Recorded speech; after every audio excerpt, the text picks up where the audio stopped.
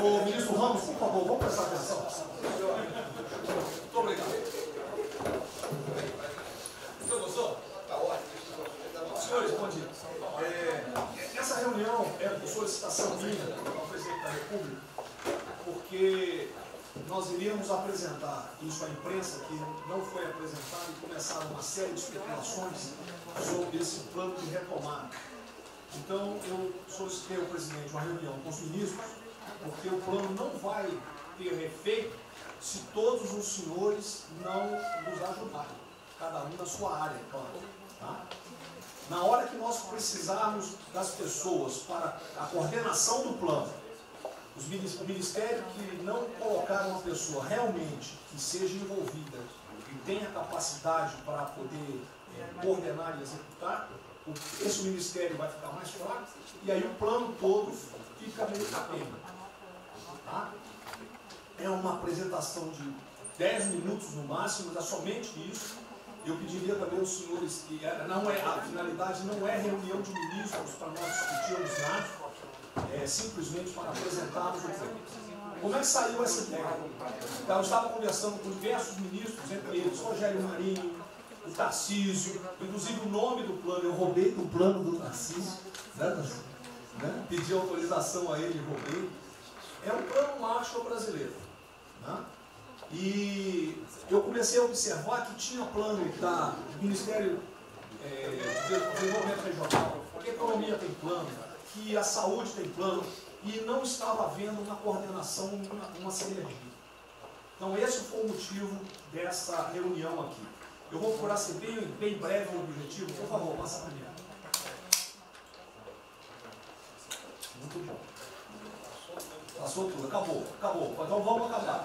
Você está no fim, está errado, cara. Passa primeiro, muito bom. Os senhores podem observar o seguinte. Eu conversei com o presidente. O problema, nós estamos invertendo a questão de uma lógica de raciocínio. Nós temos um problema, né? Nós temos esse problema, temos que ver quais são as consequências negativas desse problema. Todo mundo sabia, sanitárias e econômicas. Ninguém tem dúvida, com reflexo em todos os ministérios. Mas o foco não é na solução do problema. O foco hoje, de uma maneira geral, é quem é o culpado. Tá? E nós queremos recolocar, vamos dizer assim, readequar isso aí para como o governo deve reagir a esse problema para achar uma solução para as duas consequências negativas que ocorrem. Próximo. Então, é um programa. O programa se chama Pro Brasil. Tá? Dou crédito ao azar do Tarcísio foi ele ter conversado comigo. Eu gostei e roubei. Né? Pro Brasil é um programa para integrar, aprimorar ações estratégicas. Os senhores vão ver que o foco, ele não é de governo, ele é de Estado. Eu estou tentando fazer uma projeção de 10 anos. Tá? Eu estou tentando, não, nós vamos ter que fazer isso. Para a retomada do crescimento socioeconômico em resposta aos impactos relacionados ao coronavírus. Tá? Pode passar. As dimensões do programa são essas aí. Tá? Ele pega um modelo de governança, ele busca melhoria da produtividade, investimentos estruturantes e ações estratégicas do setor público. Vai. O programa se divide em duas etapas, ou duas partes. O Pro Brasil, deixa eu ver aqui que eu não estou conseguindo enxergar, ordem, e o Pro Brasil Progresso. Tá? O Pro Brasil Ordem, que você não imprimiu para mim, que eu agradeço. Não, botou na página errada. Ele pega um arcabouço normativo, ele trata, essas são as medidas estruturantes dele. Vai ter que ter um arcabouço normativo, investimentos privados, segurança jurídica, jurídica e produtividade, melhoria no ambiente de negócios e mitigação dos impactos socioeconômicos. Na parte de investimento, ele foca em obras públicas, parcerias do setor privado. Esse programa também ele tem um foco na redução das desigualdades regionais. Tá? tem um foco na redução das desigualdades regionais. O Cid está com o dedo errado aí. E só um segundo, por favor. Pode passar, por favor, Cid. Qual é a abrangência do programa? Os senhores podem observar que ele tem uma parte de infraestrutura, ele tem ações viabilizadoras e tem ações de apoio na lateral. Como é que é o nome mesmo? Facilitadoras. Então, observe, na infraestrutura, com foco particularmente nessas obras que estão paralisadas, esses investimentos que nós estamos perdendo, que estão paralisados. Ele pega infraestrutura de transporte e logística, desenvolvimento regional e cidades, pega energia, mineração, telecomunicações. No desenvolvimento produtivo, ele foca na indústria, agronegócio, serviços e turismo. Nas laterais, os senhores têm a parte de cidadania, capacitação, saúde, defesa, inteligência e segurança. Tem também cadeias digitais, indústria criativa e ciência. E nas viabilizadoras, que são transversais em toda a parte do programa, nós temos finanças e tributação, legislação e controle, meio ambiente e a parte institucional e internacional. Qual é por favor, o nosso time frame que nós estamos pensando aí? A estruturação do programa.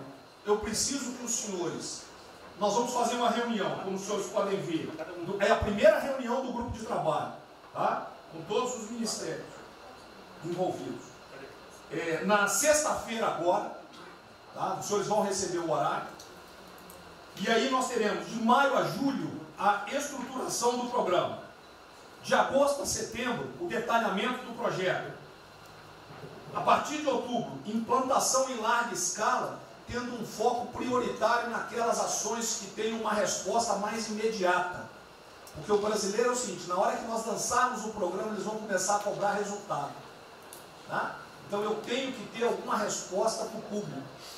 E a efetividade dos processos de monitoramento, na realidade não está no final, ele está durante todo o processo. Tá? Passa mais um, Cid. Volta. Aí. O horizonte do programa, se os senhores observarem, nós estamos pensando num horizonte, né, até 2020, na verdade até 2030. Tá? Mas uma primeira fase dele, ele é faseado até o final desse primeiro governo, mas com um planejamento que prossiga nisso aí. Esse é o foco do que o trabalho dos grupos vão ter que apresentar. Ok? Pode passar a última, por favor.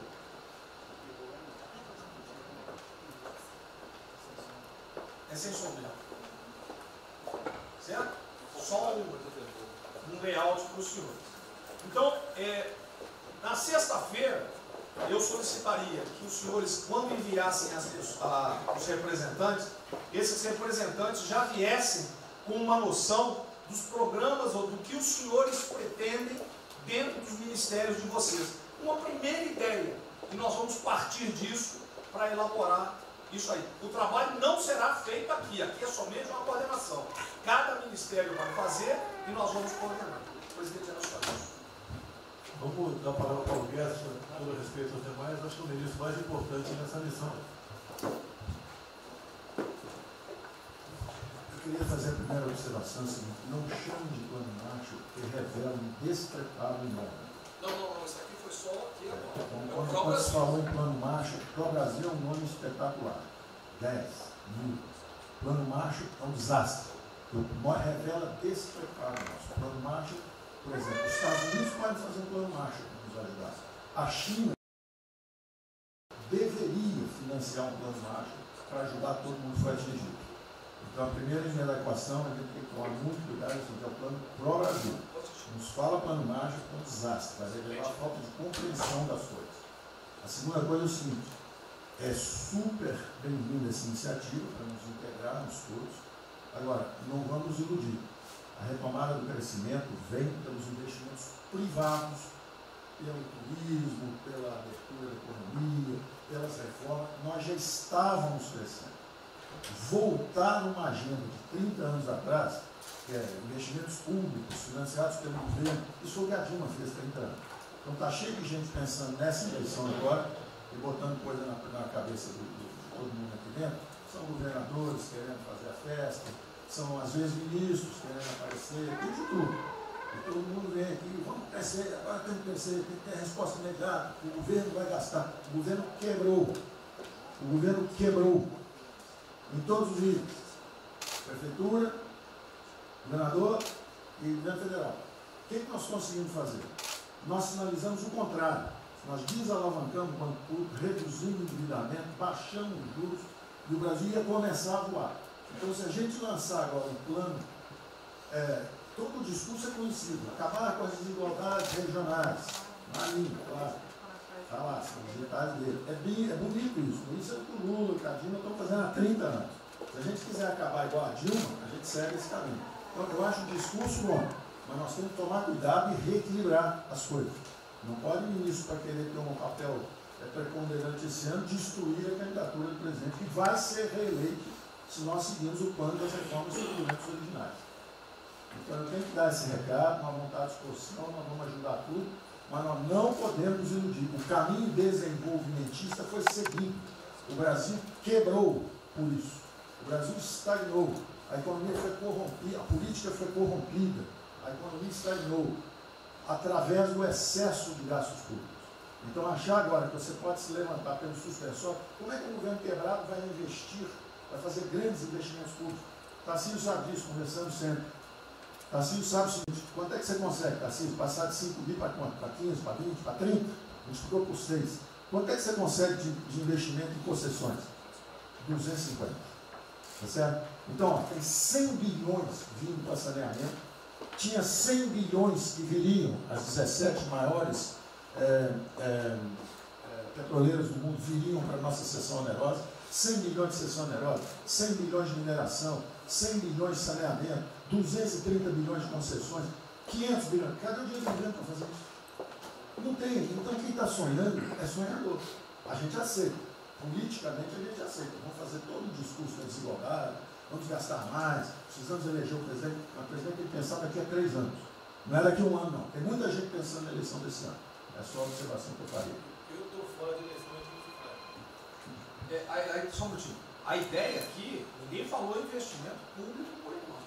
Inclusive, nós falamos ali em investimento, falamos inclusive em investimentos privados. O que tem que acontecer é o seguinte: eu estou vendo um plano de toda gente, nós temos que centralizar a imprensa, a economia, vai exatamente o que pode, o que não pode. Fundamental a coordenação. Até para isso sai na imprensa que está saindo. Que são na imprensa assim, plano Marshall e economia está fora. Quer dizer, alguém foi para a imprensa e falou: vê um plano Marshall ali, a economia está fora. Quer dizer, enfraquecer o nosso discurso num momento desse é uma tolice, é um atentado contra nós mesmos. Questão da imprensa, eu acho que eu resumi hoje na frente do Palácio 20 segundos. Eu não vou falar com vocês, que vocês vão deturpar, vocês inventam e potencializam. Tem que ser o papel de cada um, não pode um sair daqui no cantinho, foi mais ou menos. Não pode falar nada, tem que ignorar esses caras, 100%. Senão a gente não vai para frente. Tem que estar sendo pautado para esses pulhas, o tempo todo jogando um contra o outro. É a pedra de China contra mim, entendi. Não pode jogar a pedra de China, joga ela contra mim, o tempo todo. Tá?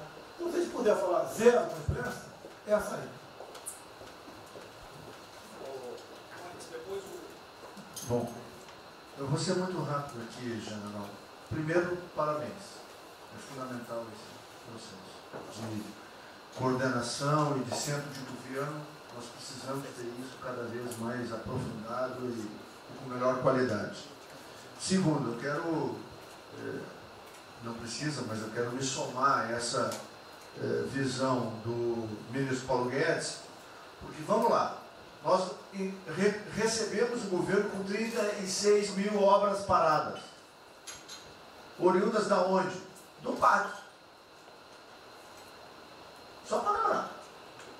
O Abraão tem não sei quantas mil creches. 3 mil creches paradas que somam nessas 36. Então, O que nós trouxemos para o Brasil e como é que nós começamos o ano? Eu vou lembrar, presidente, o senhor sempre disse, é muito triste ver um brasileiro chegar no exterior e ser recebido com o manto da desconfiança. Pois nós passamos, Paulo Guedes, o ano todo, Tarcísio, Tereza, Bento, o nosso ministro Marcos Pontes e outros, andando pelo mundo e fazendo o quê? Vendendo o Brasil. Terminamos o ano, lembra do número, 482 bilhões de investimentos para os próximos 20 anos. Uma boa parte, mineração, petróleo, por aí vai. Recebemos 90 bilhões de bônus de outorga. Nós temos 10 bilhões de dólares do governo da Arábia Saudita que precisa definir onde é que vai votar. Mas o príncipe autorizou. São 50 bilhões de reais. A dinheiro de ouro. Então, eu tenho convicção de que nós temos que continuar fazendo o que a gente vinha fazendo. Ou seja, aprofundando a participação da sociedade. Nós temos uma coisa emblemática aqui, que é a Lei da Liberdade Econômica, que pela primeira vez na história do Brasil, desde que o Brasil é Brasil, o cidadão diante do Estado tem razão, até que o Estado prova ao contrário. Foi isso que fez os americanos, que há 200 anos atrás eram muito mais pobres do que nós, ser muito mais ricos do que nós. Então, o aprofundamento são sim das reformas, é sim ousar e ter uma reforma tributária que baixe o imposto no Brasil, reduz a carga tributária, estou falando sério. A gente nunca discutiu isso entre nós, mas isso tem que caminhar para isso. Por quê? Porque aí nós damos fôlego à iniciativa privada para que ela faça o que tem que fazer e nós vamos ser mediadores desse processo. Apenas. E sinceramente, eu acho que todo o nosso esforço nos próximos dias tem que ser como é que nós mantemos a nossa linha, porque nós terminamos o ano, ministro Ernesto, ministro Tarcísio. O senhor foi recebido na Federação das Indústrias Alemãs com um slide que mostrava a 163 os caminhões atolados e a 163 pavimentado.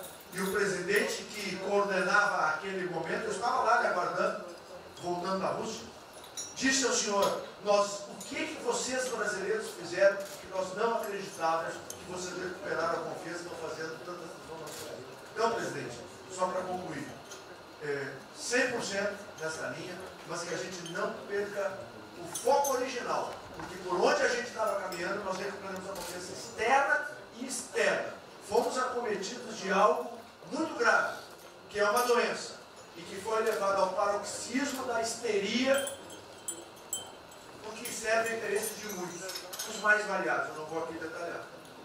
Mas, sinceramente, temos que rapidamente voltar ao que nós estamos fazendo, porque nós estamos no caminho certo, e a prova disso é que todo mundo voltou a olhar o Brasil como esse. Bom, eu vou partir do princípio que todos que estão aqui são bem intencionados e querem bem do Brasil. Tá? Então, nós não acreditamos em teoria da conspiração, nem que ninguém quer solapar os alicerces da República, nem abalar a administração do presidente Bolsonaro. Eu quero lembrar a todos que não existem verdades absolutas. Por favor, vamos refletir. O que está acontecendo hoje no mundo não tem parâmetro nos últimos 100 anos. O que está acontecendo hoje no mundo vai permitir, de acordo com a FMI, que foi a previsão de uma semana atrás, de uma diminuição de quase 3% do PIB mundial, no caso do Brasil, de mais de 5%. Não tem paralelo.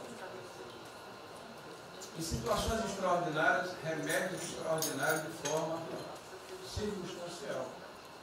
Isso não significa que nós tenhamos a necessidade de implantarmos uma política permanente. O ministro Braga Neto, na sua apresentação, ele estabelece, inclusive, um limite temporal e deixa claro que é uma política de Estado. O que eu peço é que nós tenhamos aqui as mentes abertas e que os dogmas, quaisquer que sejam eles, sejam colocados de lado nesse momento. Porque os governos do mundo, certamente, têm a capacidade de entender o que está se passando. Eu tenho visto governos extremamente liberais preparando programas de reconstrução levando em consideração a necessidade de que o Estado Nacional passe a ter um papel diferente como tomador de risco nesse momento em que há uma queda abrupta da liquidez. O ministro Onyx fala com muita propriedade da Arábia Saudita dos 10 bilhões de dólares. É bom lembrar, está aqui o ministro Bento, que está se pagando para se retirar petróleo do mundo. Os países vão utilizar suas respectivas liquidez para resolver os seus problemas de infraestrutura e de retomada das suas economias. Nós temos que ter segurança jurídica, Sr. Presidente, respeito a contratos, Sr. Presidente, capacidade de alavancar recursos privados com a inversão de recursos públicos, sim.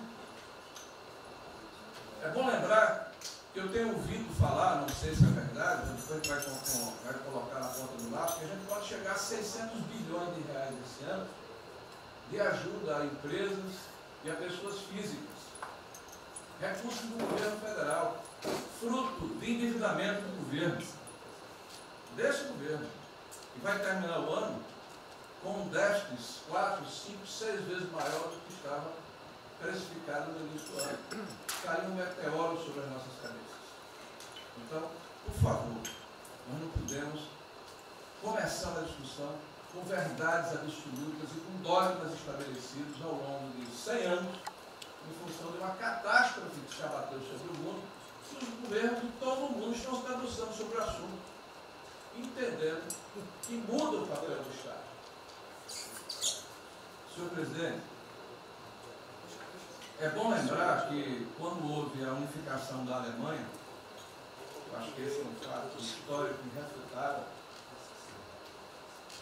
o Estado alemão entendeu e fez um pacto de que haveria necessidade de investir em capital humano e infraestrutura na Alemanha Oriental para diminuir desigualdades regionais.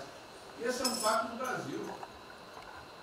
Essa pode ser uma catástrofe que vai nos afundar, ou pode ser uma onda para a gente surfar, uma alavanca para reparar o país. Todos os países do mundo estão submetidos ao mesmo processo.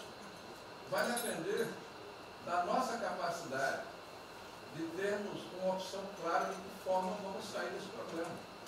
Se vamos gastar 600 bilhões de reais para resolver uma situação que é emergencial e todos reconhecemos que é necessária, e darmos segurança à população, no caso alimentar, para evitarmos o caos, para diminuirmos a mortandade das empresas, muito bem, está correto, essa é a boa direção. Por que não 5, 6, 7% desse total, 10% desse total, em obra de infraestrutura? Por que não termos a capacidade de alavancarmos o emprego no momento em que a retomada, todos os economistas aqui reconhecem, vai ser muito lenta? Bom, eu só estou falando isso, presidente, para que nós possamos ter essa discussão sem dogmas, sem verdades absolutas, sem a preocupação de que as coisas continuam como eram antes. Não são como eram antes. Aqui e no mundo inteiro. É isso.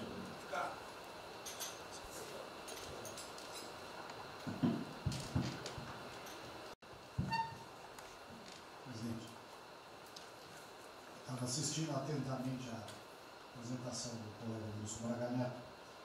Na parte final, no slide das questões transversais, está o meio ambiente, mas eu acho que o que eu vou dizer aqui sobre o meio ambiente se aplica a diversas outras matérias. Nós temos a possibilidade, nesse momento que a atenção da imprensa está voltada quase que exclusivamente para o Covid e daqui a pouco para a Amazônia, o general Mourão tem feito os trabalhos preparatórios para que a gente possa entrar nesse assunto da Amazônia um pouco mais calçado, mas não é isso que eu quero falar. A oportunidade que nós temos, que a imprensa não está nos dando um pouco de alívio nos outros temas, é passar as reformas infralegais de desregulamentação, simplificação, todas as reformas que o mundo inteiro, nessas viagens que se referiu ao Mix, certamente cobrou dele, cobrou do Paulo, cobrou da Tereza, cobrou do Tarcísio, cobrou de todo mundo. Da segurança jurídica, da previsibilidade, da simplificação. Essa grande parte dessa matéria, ela se dá em portarias e normas dos ministérios que aqui estão, inclusive de meio ambiente. E que são muito difíceis, e nesse aspecto acho que o meio ambiente é o mais difícil, de passar qualquer mudança infralegal em termos de instrução normativa e portaria, porque tudo que a gente faz é pau no judiciário, no dia seguinte.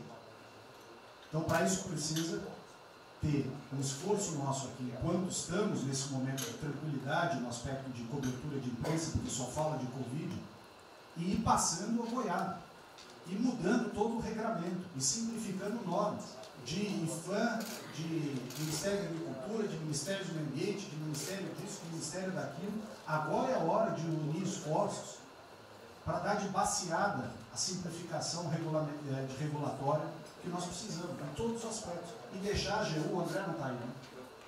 E deixar a AGU de stand-by para cada pau que tiver, porque vai ter. Essa semana mesmo nós assinamos uma medida a pedido do Ministério da Agricultura, que foi a simplificação da lei da Mata Atlântica para usar o Código Florestal. Hoje já está nos jornais dizendo que vão entrar com ações judiciais e ação civil pública no Brasil inteiro contra a medida. Então, para isso, nós temos que estar com a artilharia da AGU preparada para cada linha que a gente avança. Mas tem uma lista enorme em todos os ministérios que têm papel regulatório aqui para simplificar. Não precisamos de Congresso. E coisa que precisa de Congresso também, nesse fuzuê que está aí, nós não vamos conseguir aprovar. Agora tem um monte de coisa que é só parecer, caneta. Parecer, caneta. Sem parecer também não tem caneta. E dar canetada sem parecer é cana.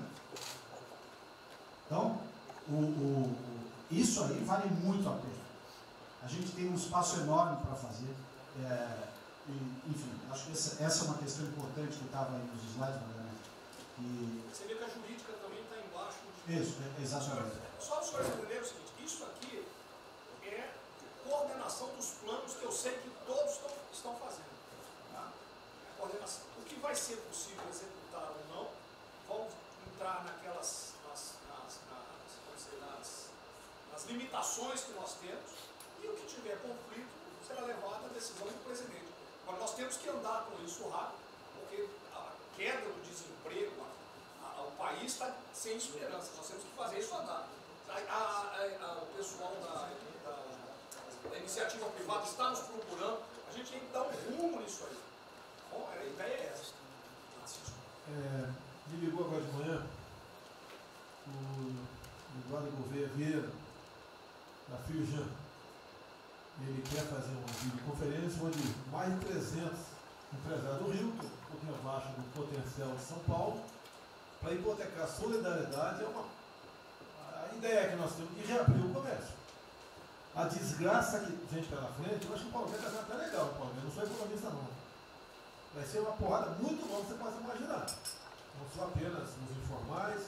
Eu acho que bateu a 10 milhões de carteiras assinadas por saco, e os governos estaduais não tem como pagar salário, não tem. Maio, metade do estado não tem mais como pagar salário mais. A desgraça está aí. Eles vão querer empurrar essa trozoba para cima da gente, esse pessoal aqui do lado vai querer empurrar, e a gente vai reagir, porque aqui não é saco sem fundo. Tá? Então essa preocupação vamos ter. Paralelamente a isso, tem o AB da vida, enchendo o saco do Supremo, para abrir o processo de bicho, porque não apresentei meu exame de vírus, essas frescuradas todas. E todo mundo tem que estar ligado. Não é apenas cuidar do seu ministério nessas questões que estamos tratando aqui, é tratar da questão política também. Tá certo? Então, essa preocupação temos que ter, porque a luta pelo poder continua a todo vapor. E sem neurose da minha parte. Tá? O campo fértil para aparecer umas porcaria aí, né? Levantando aquela bandeira do povo ao meu lado, não custa nada. O terreno fértil é isso: desemprego, caos, miséria, desordem social e outras coisas mais. Então essa preocupação todos devem ter. Né? Não é, tá bom, o Ministério fatura, deu merda no colo do presidente. Não pode ser assim. Hoje eu vi o Magno Malta me defendendo. O Magno Malta, desculpa aí, foi tratado lá atrás para ser vice. Depois ele resolveu não ser, tudo bem. Depois foi tratado para ser ministro, tudo bem. Agora, politicamente, ele nunca me deu uma alfinetada e sempre está defendendo os problemas que ele tem. Então, não é o ministro em peito aberto entrar no conjunto dos leões. Mas não pode. Né? Por exemplo, quando se fala em possível impeachment, ação no Supremo, baseado em filigranas, eu vou em qualquer lugar no território nacional. Ponto final. O dia que for proibido de ir para qualquer lugar do Brasil, pelo Supremo acabou o mandato. E espero que eles não decidam, ou ele, né, monocraticamente, querer tomar certas medidas, que daí nós vamos ter uma crise política de verdade. E eu não vou meter o rabo no meio das pernas. Zero. Certo? Porque se eu errar, se achar um dia ligação minha com o empreiteiro, dinheiro na conta na Suíça, porrada, sem problema nenhum. Vai para o impeachment e vai embora. Agora, com frescura, com babaquice, não. Até em cima do que eu falei, em frente ao Forte Apache. Eu sou o chefe supremo das Forças Armadas. Ponto final. O pessoal estava lá, eu fui lá, dia do Exército. E falei algo que eu acho que não tem nada demais. Mas a repercussão é enorme. Oh, AI-5. Cadê o AI-5? Acabou, o AI-5 não existe adicional no Brasil mais. É uma besteira. Artigo 142. É o pessoal que não sabe interpretar a função. Agora, em cima disso, fazer uma onda. Vamos ouvir deputados, empresários, seja o que for. Agora, quando a Câmara fala lá dentro, uma homenagem a Che Guevara, a Mao Tse Tung e tudo mais, não tem problema nenhum. Quando o Partido Comunista do Brasil faz suas convenções e do lado lá, Fidel Castro, não tem problema nenhum. Quando um coitado levanta uma placa de AI-5, que eu estou me lixando para aquilo, que não existe AI-5. Não existe. Artigo 42. Nós queremos cumprir o artigo 42, todo mundo quer cumprir o artigo 42. É haver necessidade, qualquer dos poderes pode, né, pedir às Forças Armadas, né, que intervenham para restabelecer a ordem no Brasil, naquele local, sem problema nenhum. Agora, todos, né, têm que se preocupar com a questão política e aquele direito tira a cabeça da toca, porra. Não é só ficar dentro da toca o tempo todo, não. Estou bem, estou cuidando da minha imagem, a minha imagem está aqui, eu sou bonitinho, e o requisito todo, não, tem que fazer essa parte. Então é isso que eu tento falar com você, que depois de um certo momento, onde chegar a cabeça dessas pessoas, fica difícil voltar atrás. Daí que é uma crise, é uma crise. Não tenho amor por esse mandato, para a cadeira de presidente. Zero. Não vou provocar ninguém. E assim como a defesa faz uma nota muito boa, dizendo que vai cumprir a Constituição, a liberdade, 10, né, e não aceita golpe, 10, também não aceita o contra-golpe dos caras, porra. Vai deixar alguns malucos aí, que sabem quem são, ficar aí naquela fervura de o presidente é irresponsável, ele é maluco, ele é genocida. Não é assim. O que vale para um lado, vale para o outro. O que não vale para um lado, não vale para o outro. Essa é a nossa preocupação que devemos ter. Por isso que está aqui o pró-Brasil, mas também com a questão política. Se nós começarmos a falar com propriedade, e tem muita gente que fala muito melhor do que eu, e tem um conhecimento muito melhor do que eu, tem que falar discretamente, mas tem que falar, para não deixar subir a temperatura, que é só porrada o tempo todo em cima de mim. E vou continuar indo em qualquer lugar do Brasil, ponto final, é problema meu. Tá certo? Se eu não tivesse direitinho de vir, prefeitinho lá no fim do mundo, o jaguapoca do prefeito manda prender. Tem que a justiça se posicionar sobre isso, porra. Tem que se posicionar sobre isso abertamente. Não admitimos prisão por parte do prefeito no decreto. Tem que falar, não é ficar quieto. E quem direito aqui, todos têm que falar isso aí, não é só a justiça. Todos têm que falar. Não é ficar, deixa o ponto, toca o barco não e vamos em frente. Tá? Então esse papel é vocês, pô. Essa preocupação, acordem para a política e se exponham. Afinal de contas, o governo é um só. E se eu cair, cai todo mundo. Agora, vamos cair, se vai cair um dia, vamos cair lutando, uma bandeira justa, não por uma babaquice de exame antivírus, pô. Pelo amor de Deus, pô. Tá? Eu até já bem claro, de uns 8 anos para cá, quando pedia farmácia de manipulação, um remédio qualquer, eu falava com o médico, bota um nome de fantasia, porque se for o meu nome para lá, como era sempre um cara manjado, né, tem 3, 4 que vão manipular lá o medicamento, pode me envenenar, pô. E assim é a mesma coisa a questão do vírus, entre outros. De acordo com o interesse, o cara dá negativo, ou dá positivo, depois que deu, vai para a contraprova, vai dar problema. E nós sabemos, tá certo, que nós temos um compromisso com a verdade. Eu jamais mentiria se não tivesse realmente um exame negativo. Jamais eu mentia negativo, deu positivo, vice-versa. Jamais. A verdade é acima de tudo. Então é um apelo que eu faço a todos que se preocupem com política para não ser surpreendido. Eu não vou esperar o barco começar a afundar para tirar água. Estou tirando água e vou continuar tirando água de todos os ministérios. Tocante a isso. A pessoa tem que entender. Se não quer entender, paciência. Pô. E eu tenho o poder e vou interferir em todos os ministérios, sem exceção.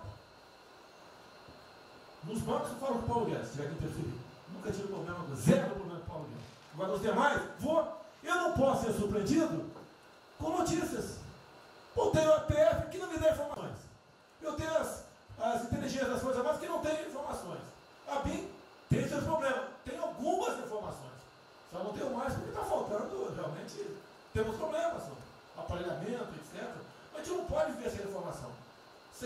Quem é que nunca ficou atrás da porta ouvindo que seu filho ou sua filha está comentando? Tem que ver para depois que ela engravida, não adianta falar com ela mais. Tem que ver antes. Depois que o moleque encheu os conos de droga, não adianta mais falar com ele, já era. E a informação é assim. Eu estava vendo, estudando aqui de semana aqui, como é que o serviço chinês secreto trabalha nos Estados Unidos. Qual a preocupação nossa aqui? É simples, né, irmão? Ah, não deve falar publicamente. Deve falar como? Está todo mundo vendo o que está acontecendo?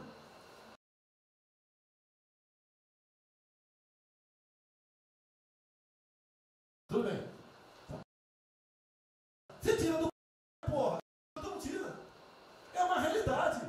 Não adianta esconder mais, tapar o sol com a peneira. Vai em alguns ministérios, tem gente desplantada aqui dentro. Então não quer pregar. Zero. Precisamos dele para vender? Sim, isso precisa também de nós. Que se não precisasse, não estaria comprando a soja da gente, não. Precisam. E é um negócio, pô. E devemos aliar com quem tem alguma afinidade conosco. Para a gente poder fazer valer a nossa vontade naquele momento. Não adianta se esconder aqui, depois tem um problema, daí liga para o tio, fala, pô, cara, você me ignorou até hoje. Você só não me chamou de imperialista, igual a esquerdalha e o FHC falava no passado. No resto, agora não dá mais. Então essa é a preocupação que temos que ter. A questão estratégica, que não estamos tendo. E me desculpe, o serviço de informações nosso, todos, são uma vergonha. Uma vergonha. Que eu não sou informado. E não dá para trabalhar assim, fica difícil. Por isso, vou interferir. E ponto final, pô. Não é ameaça, não é extrapolação da minha parte, é uma verdade. Como eu falei, né? Dei os ministérios para os senhores. O poder de veto. Mudou agora, tem que mudar. E eu quero realmente governar o Brasil.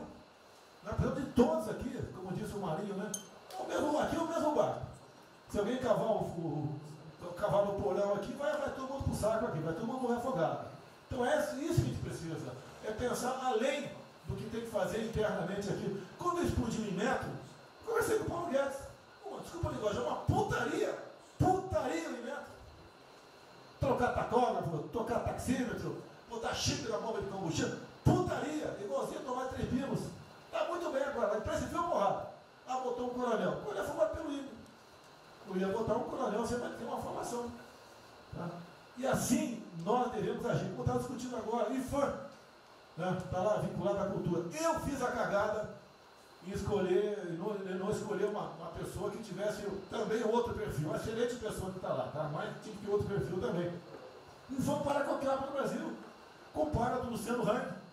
Encontra lá um cocô petrificado de índio, para a obra. Para a obra. O que tem que fazer? Alguém no IFAM que resolva o assunto. E assim nós temos que proceder. E assim, cada hora, como eu falei da Tereza Cristina, que mudou a questão normativa, revogou a questão normativa, ajudou 400 mil pessoas no Vale do Ribeira, parabéns. Assim são outras decisões.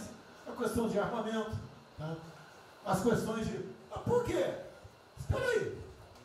Ministro da Justiça, por favor. Foi decidido há pouco tempo que não podia botar algema em quase ninguém.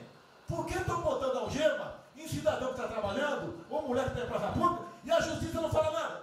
Tem que falar, pô! Vai ficar quieto até quando? Ou eu tenho que continuar me expondo? Tem que falar, botar para fora, esculachar. Não pode botar algema. Decisão do próprio Supremo. E vão ficar quietos até quando? Estão humilhando o nosso povo, porque isso está crescendo. O pessoal fica apontando para mim, votei em você para você fazer alguma coisa. Votei em você para você tomar decisões, para você brigar. E é verdade. Eu estou me lixando com a reeleição. Eu quero mais que alguém seja eleito, se eu vier candidato, tá? Eu quero ter paz no Brasil, mais nada. Porque se for na esquerda, uma porrada de vocês aqui tem que sair do Brasil, que vão ser presos. E eu tenho certeza que vão me condenar por homofobia, 8 anos por homofobia. Ele inventa o racismo, como inventaram agora por Von Traub. Desculpa usar a puta que eu pariu. O Von Traub pode ter falado uma merda do mundo, mas racista?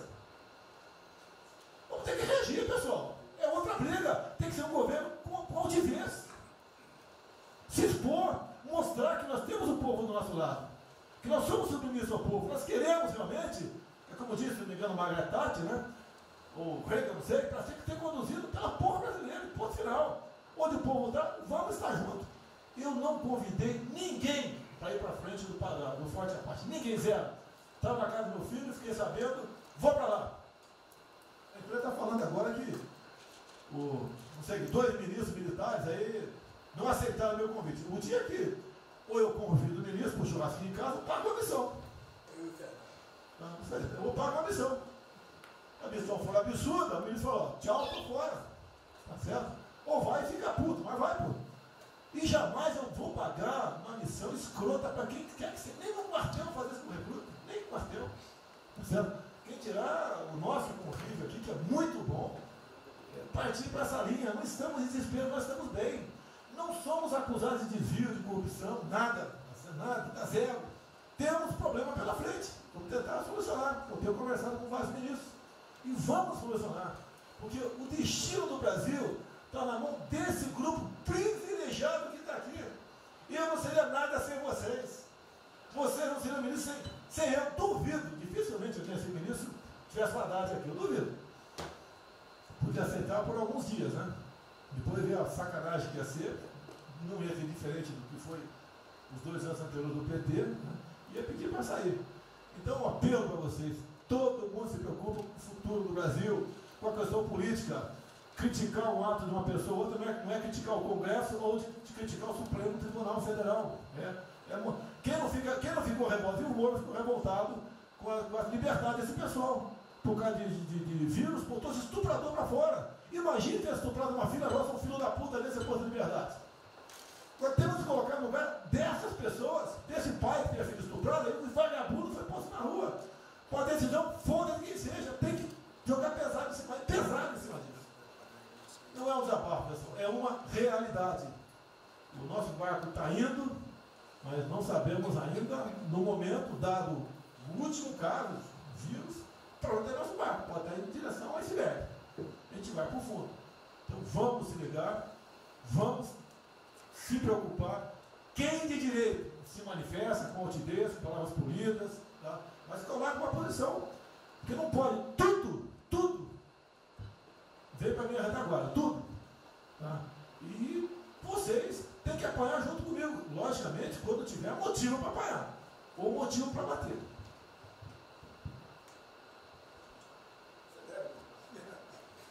Não, eu já caí.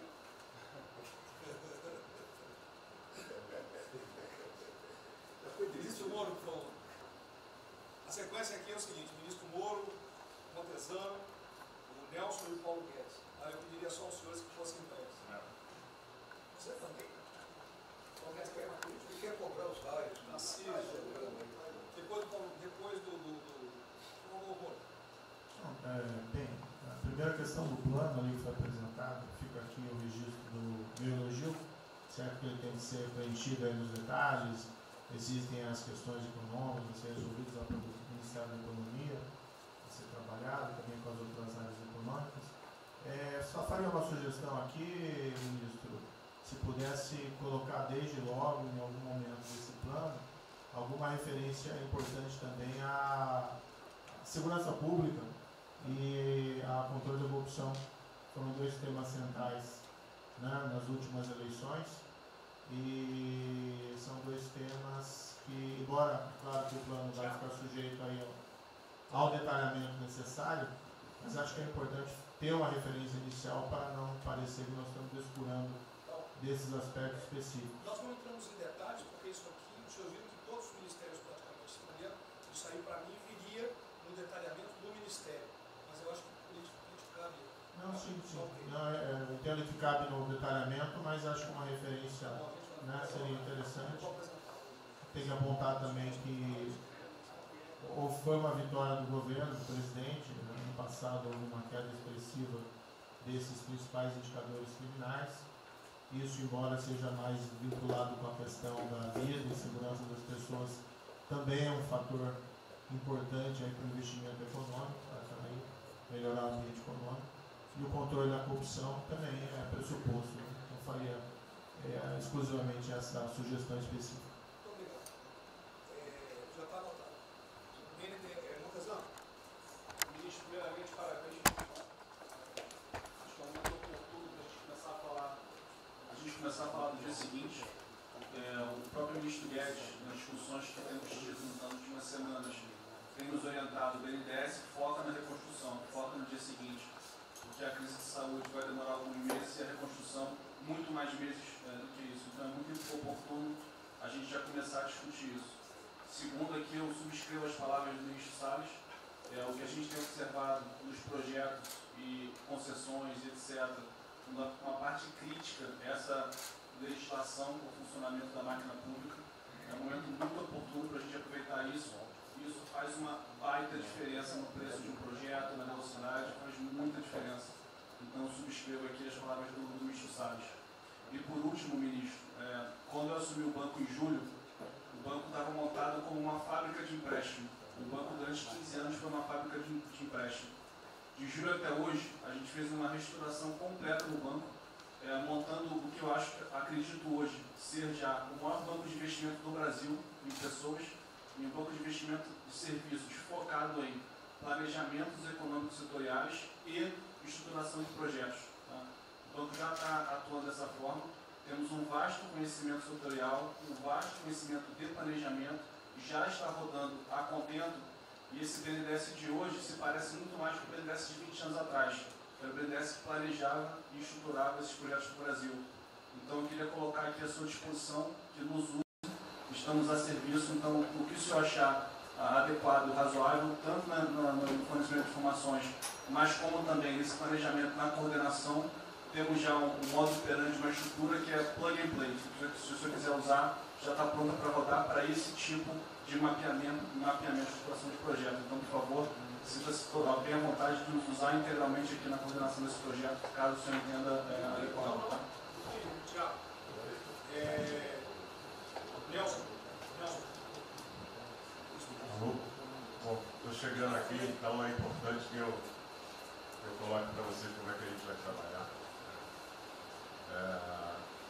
A saúde é fundamental, porque enquanto a gente não mostrar para a sociedade que a gente tem o controle da doença, da saída dela, qualquer tentativa econômica vai ser ruim, porque o medo vai impedir que você trate a economia como uma prioridade.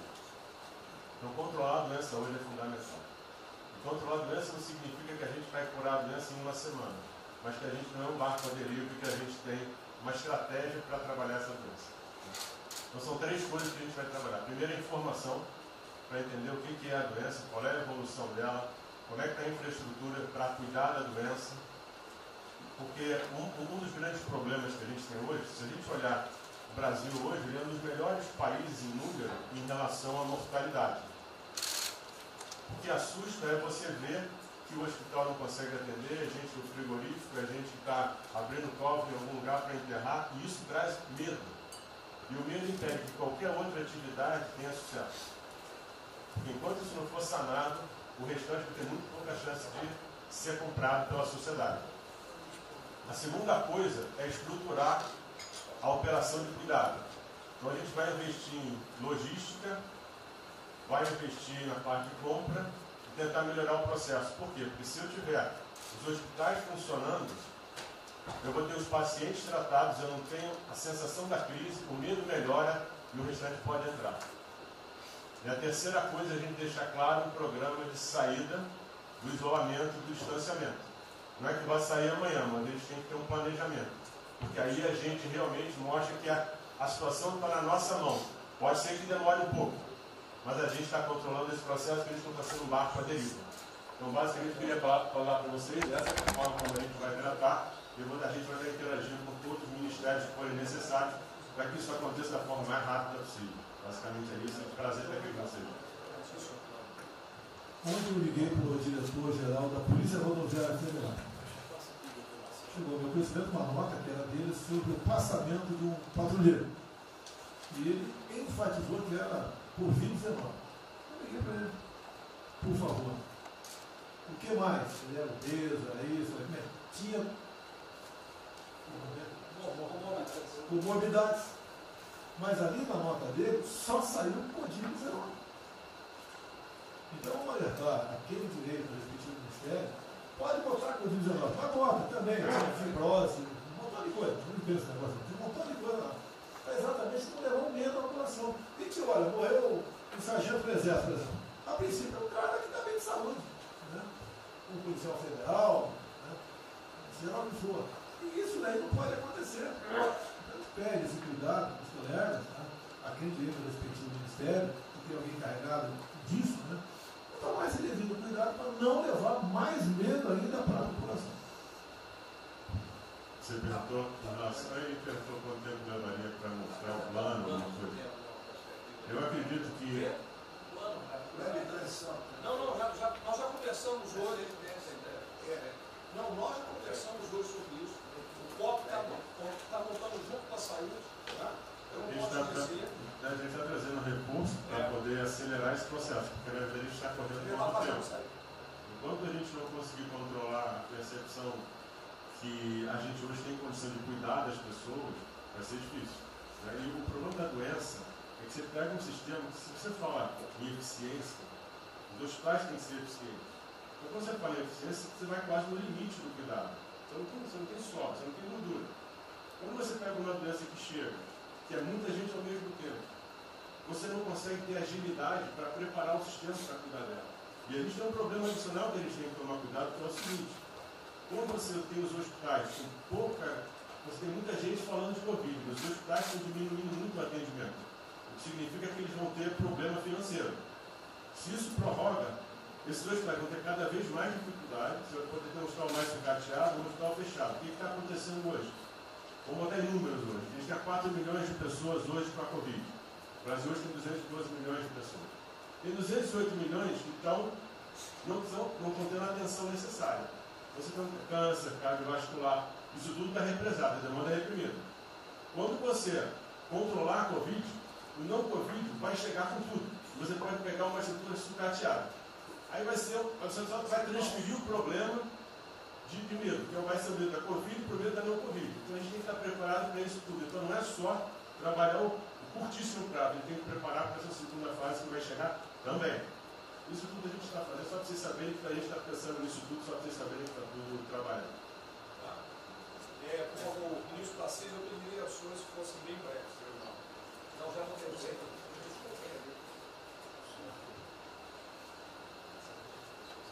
Só para louvar a iniciativa, acho que é importante essa coordenação da Casa Civil. Tenho certeza que é o que a sociedade espera isso de nós.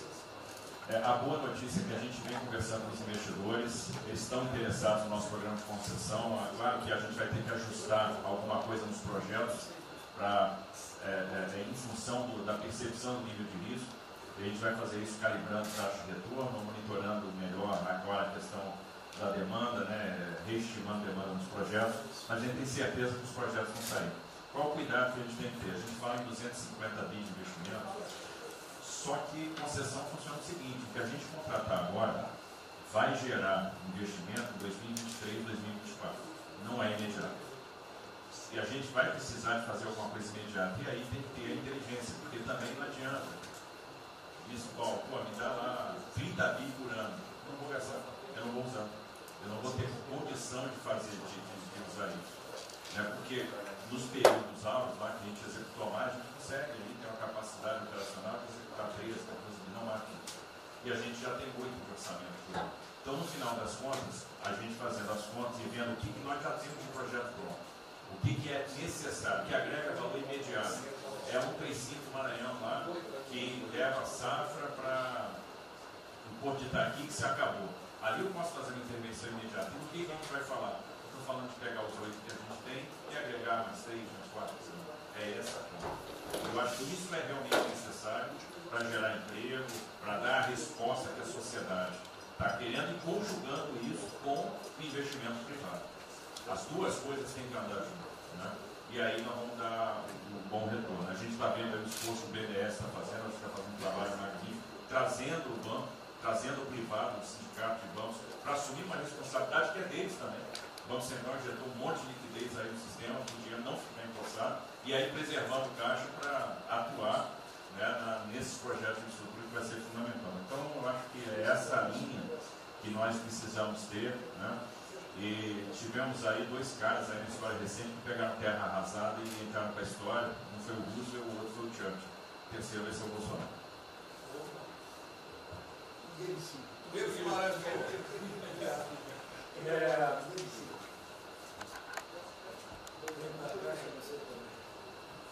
peço aos senhores que sejam breves. São só 5 pontos muito rápidos. Primeiro, presidente, o maior programa da história do mundo de inclusão social, digital, que nós estamos fazendo nesse governo, pessoas que tomavam dinheiro a 25% ao mês. Quer dizer, todos os ladrões lá, PT, PMDB, PSDB, aquela ladroagem toda, 25% ao mês. E ninguém se indigna. Esse governo se indignou, o governo dos liberais. Então, assim, acho que a gente está com problemas narrativos.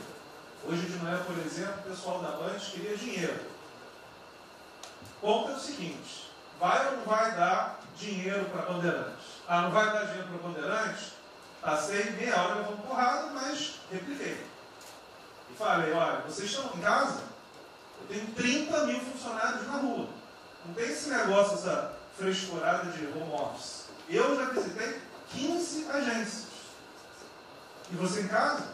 Aí o pessoal ficou um pouco mais calmo. Quer dizer, eu posso ter 30 mil brasileiros nas agências lá. Sabe quantas pessoas a Caixa está pagando hoje? 7 milhões de pessoas. E todo mundo home office.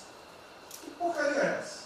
Desculpa o meu ponto, presidente. Quando o senhor falou, eu vou me emocionar. O Luiz Lima, que nadou com meu pai, foi atleta olímpico, teve a esposa e a filha de 14 anos presa ontem, no Camburão. Que porra é essa? Desculpa. Que porra é essa? O cara vai pro Camburão com a filha, que se fosse eu, ia pegar minhas 15 armas e ia dar uma... Eu ia morrer. Porque se a minha filha fosse pro Camburão, eu ia matar ou morrer. Que isso? Estava nadando, é uma atleta olímpica. Você tira a pessoa está nadando com 14 anos. Eu tenho uma filha Maria de 14 anos. Se a minha filha fosse pro Camburão, ou eu matava ou morria. Isso. E a esposa do Luiz Lima nem usou o fato de ser esposa do deputado federal. Mas assim, foi calado, saiu e calado. aquele governador roubando para a direita, está tudo quanto é lado. Então o governador rouba, aí ele sai prendendo todo mundo e fica tudo isso por isso mesmo. Aí a gente faz o maior programa da história da humanidade de inclusão de pessoas que recebiam 25% ao mês, cobrado. PSDB, PT, PMDB, aquele grupo todo. Na hora de privatizar, todo mundo, com 200 milhões, 300 milhões, tem vice-presidente da Caixa que eu expulsei, dos 120, 105 eu tirei. E se o senhor precisar, obviamente, meu chefe, o ministro Paulo Guedes, ele decide. Não tem problema. Inclusive, porque o que acontece? Se roubar, eu vou ligar para o ministro Moro para prender. Agora, se precisar de um diretoria, não sei o quê, desde que sejam honestos, o ministro Paulo Guedes é que decide, etc. Mas dos 120, eu tirei 105. E na Caixa, não tem solicitagem, até onde eu saiba. Mas, assim, eu acho que a gente está levando muita porrada, presidente. E, de novo, não estou dizendo de mim aqui não, só leva porrada. Agora, tem limite. Desculpa, todo lugar que eu vou, as pessoas normalmente são educadas. Mas a paciência chega no limite, obviamente não dessa maneira, eu acho que tem um ponto. Nós estamos emprestando 154 bilhões de reais, mas só um ponto que eu acho importante, Tarcísio é super meu amigo e ele é muito esperto. Qual que é o grande ponto que a gente tem que evitar? O cara está quebrado, já estava quebrado antes e quer nossa molezinha. Então, assim, claramente tem que ajudar e eu concordo. Tanto que nós emprestamos 43 bilhões de reais para o segmento imobiliário. 1,5 milhão de pessoas deixaram de ser demitidas. Agora não é para todo mundo, não. Aquela empresa que já estava quebrada antes, por que a gente vai dar molezinha? Então, este ajuste fino é importante, os bancos têm que fazer. Por quê? Último ponto que eu falo. Já estou sendo processado também, vou mais 2 juntos para a cadeia, por causa do auxílio emergencial. Sabe o que tem? Tem gente do TCU dizendo que a gente está dando muito, e tem gente dizendo que a gente está dando pouco. Ferrou. Ou seja, tem gente querendo me prender porque está dizendo que a gente está dando muito. E tem gente querendo me prender, que são aqueles caras lá que estavam antes, dando pouco. Vão acabar sendo presos, mas o que a gente não vai fazer? Deixar 30, 40, 50 milhões de pessoas passarem fome. Então, é só o meu recado dizendo o seguinte: a Caixa é banco de todos os brasileiros. Poxa, a gente está com 30 mil pessoas. Eu passo ligando, 45 pessoas na Caixa tiveram coronavírus. 2 faleceram, um, na verdade, com 70 anos já estava aposentado, e outro. A pessoa, eu chorei mais do que a pessoa, a mãe. Uma pessoa em 30 mil que estão o dia inteiro. E eu já falei para minha esposa, se tiver qualquer coisa, eu vou tomar 1 litro de hidrocloroquina, aquelas coisas todas. Então, assim, eu acho que a gente está, só o último ponto, numa questão de histeria coletiva. Quer dizer, eu posso ter 30 mil funcionários da Caixa pagando 7 milhões hoje, 2 milhões na segunda, ontem a gente abriu 800 agências, vamos abrir no sábado, no domingo, 2 horas antes. Então, o que a imprensa quer? Que você pague e dane-se os funcionários da Caixa. Mas se morrer 2, Jornal Nacional, presidente Bolsonaro e presidente Pedro, irresponsáveis porque abriram. A gente só vai levar porrada. Agora, realmente, meu ponto é inaceitável, foi a primeira vez que aconteceu. Eu conheço a Milena, Lene, Romine, atleta olímpico. Quer dizer, um atleta olímpico, a esposa atleta olímpica, a filha de 14 anos no camburão. Eu não sei se eles botaram lá atrás ou no meio. E aí você solta o estuprador, então eu acho que realmente tem uma questão. De novo, eu quero só reforçar uma coisa. O ministro Moro, em um dia, resolveu um problema muito importante. Muito obrigado, ministro. O que aconteceu? Os guardas, né, os que ficam dentro da agência, não poderiam, pela legislação, estar fora. O que aconteceu? O ministro, 5 horas, resolveu o problema. Então, nos próximos 90 dias, os atendentes da Caixa Econômica Federal, os guardas, vão poder ir para fora para ajudar a fila. Ou seja, tem uma fila, tem 250 agências e tem 500 pessoas na fila. E aí, com a ajuda do ministro Moro da Polícia Federal, eles emitiram uma portaria. Então, só para finalizar, quero agradecer, ministro. O registro aí, até foi fácil de resolver, foi a Polícia Federal que resolveu. Ministro Ernesto, por favor. Volta a pedir que sejam breves. Obrigado. Rapidamente, sobre o plano. A dimensão internacional do plano, evidentemente, é fundamental, já está aqui contemplado. Eu queria mencionar o seguinte: eu acho que é fundamental que essa dimensão internacional não seja simplesmente uma adaptação nossa ao cenário internacional, mas que ela leve em conta a capacidade que o Brasil hoje tem de influir no desenho de um novo cenário internacional. Eu estou cada vez mais convencido que o Brasil tem hoje as condições, tem a oportunidade de se sentar na mesa de 4, 5, 6 países que vão definir a nova ordem mundial. Um dia, na conversa do presidente com o primeiro-ministro, o indiano disse que vai ser tão diferente o pós-coronavírus, o pré, quanto o pós-segunda guerra, o pré. Eu acho que é verdade. E assim como houve um Conselho de Segurança que definiu a ordem mundial, 5 países depois da Segunda Guerra, vai haver uma espécie de novo Conselho de Segurança, e nós temos dessa vez a oportunidade de entrar nele e acreditar na possibilidade do Brasil influenciar, ajudar a formatar um novo cenário. E esse cenário, acho que tem que levar em conta o seguinte: estamos aí revendo os últimos 30 anos de globalização. Vai haver uma nova globalização. O que aconteceu nesses 30 anos? Foi uma globalização cega para o tema dos valores, para o tema da democracia e da liberdade. Foi uma globalização que a gente está vendo agora, criou um modelo onde no centro da economia internacional está um país que não é democrático, que não respeita os direitos humanos, etc. Essa nova globalização acho que não pode ser cega. Tem que ser uma globalização, tem que ser uma estrutura que leve em conta, claro, a dimensão econômica, mas também essa dimensão da liberdade e do valor. E da mesma maneira, acho que o plano está apontando para isso, na nossa dimensão nacional, também não pode ser um plano cego para essas dimensões daquilo que nos traz, que traz o projeto do presidente, que é não simplesmente a eficiência, a pujança, o crescimento econômico, mas a liberdade, combate à corrupção, a reinvenção do Brasil livre, dessas mazelas com a extensão. Obrigado. Obrigado, ministro. Roberto Campos. É o último que colocou. Não, é bem nada. Eu só vou voltar na história. Vou voltar aqui numa história breve. Queria lembrar que no fim do governo Dilma a taxa de juros era 14,5%, a curva, mas a taxa longa era 20%.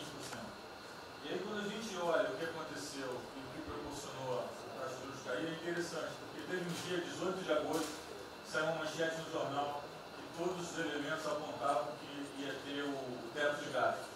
Naquele dia, a curva de juros começou a cair e foi quando depois o presidente do Banco Central anterior começou a cair os juros. Ele caiu os juros até o nível de 6,5%, estabilizou, teve a incerteza das eleições, com a incerteza do PT poder voltar, a taxa piorou. Depois, curiosamente, quando o mercado entendeu que ia ter a Previdência, foi quando abriu espaço para colocar os juros novamente.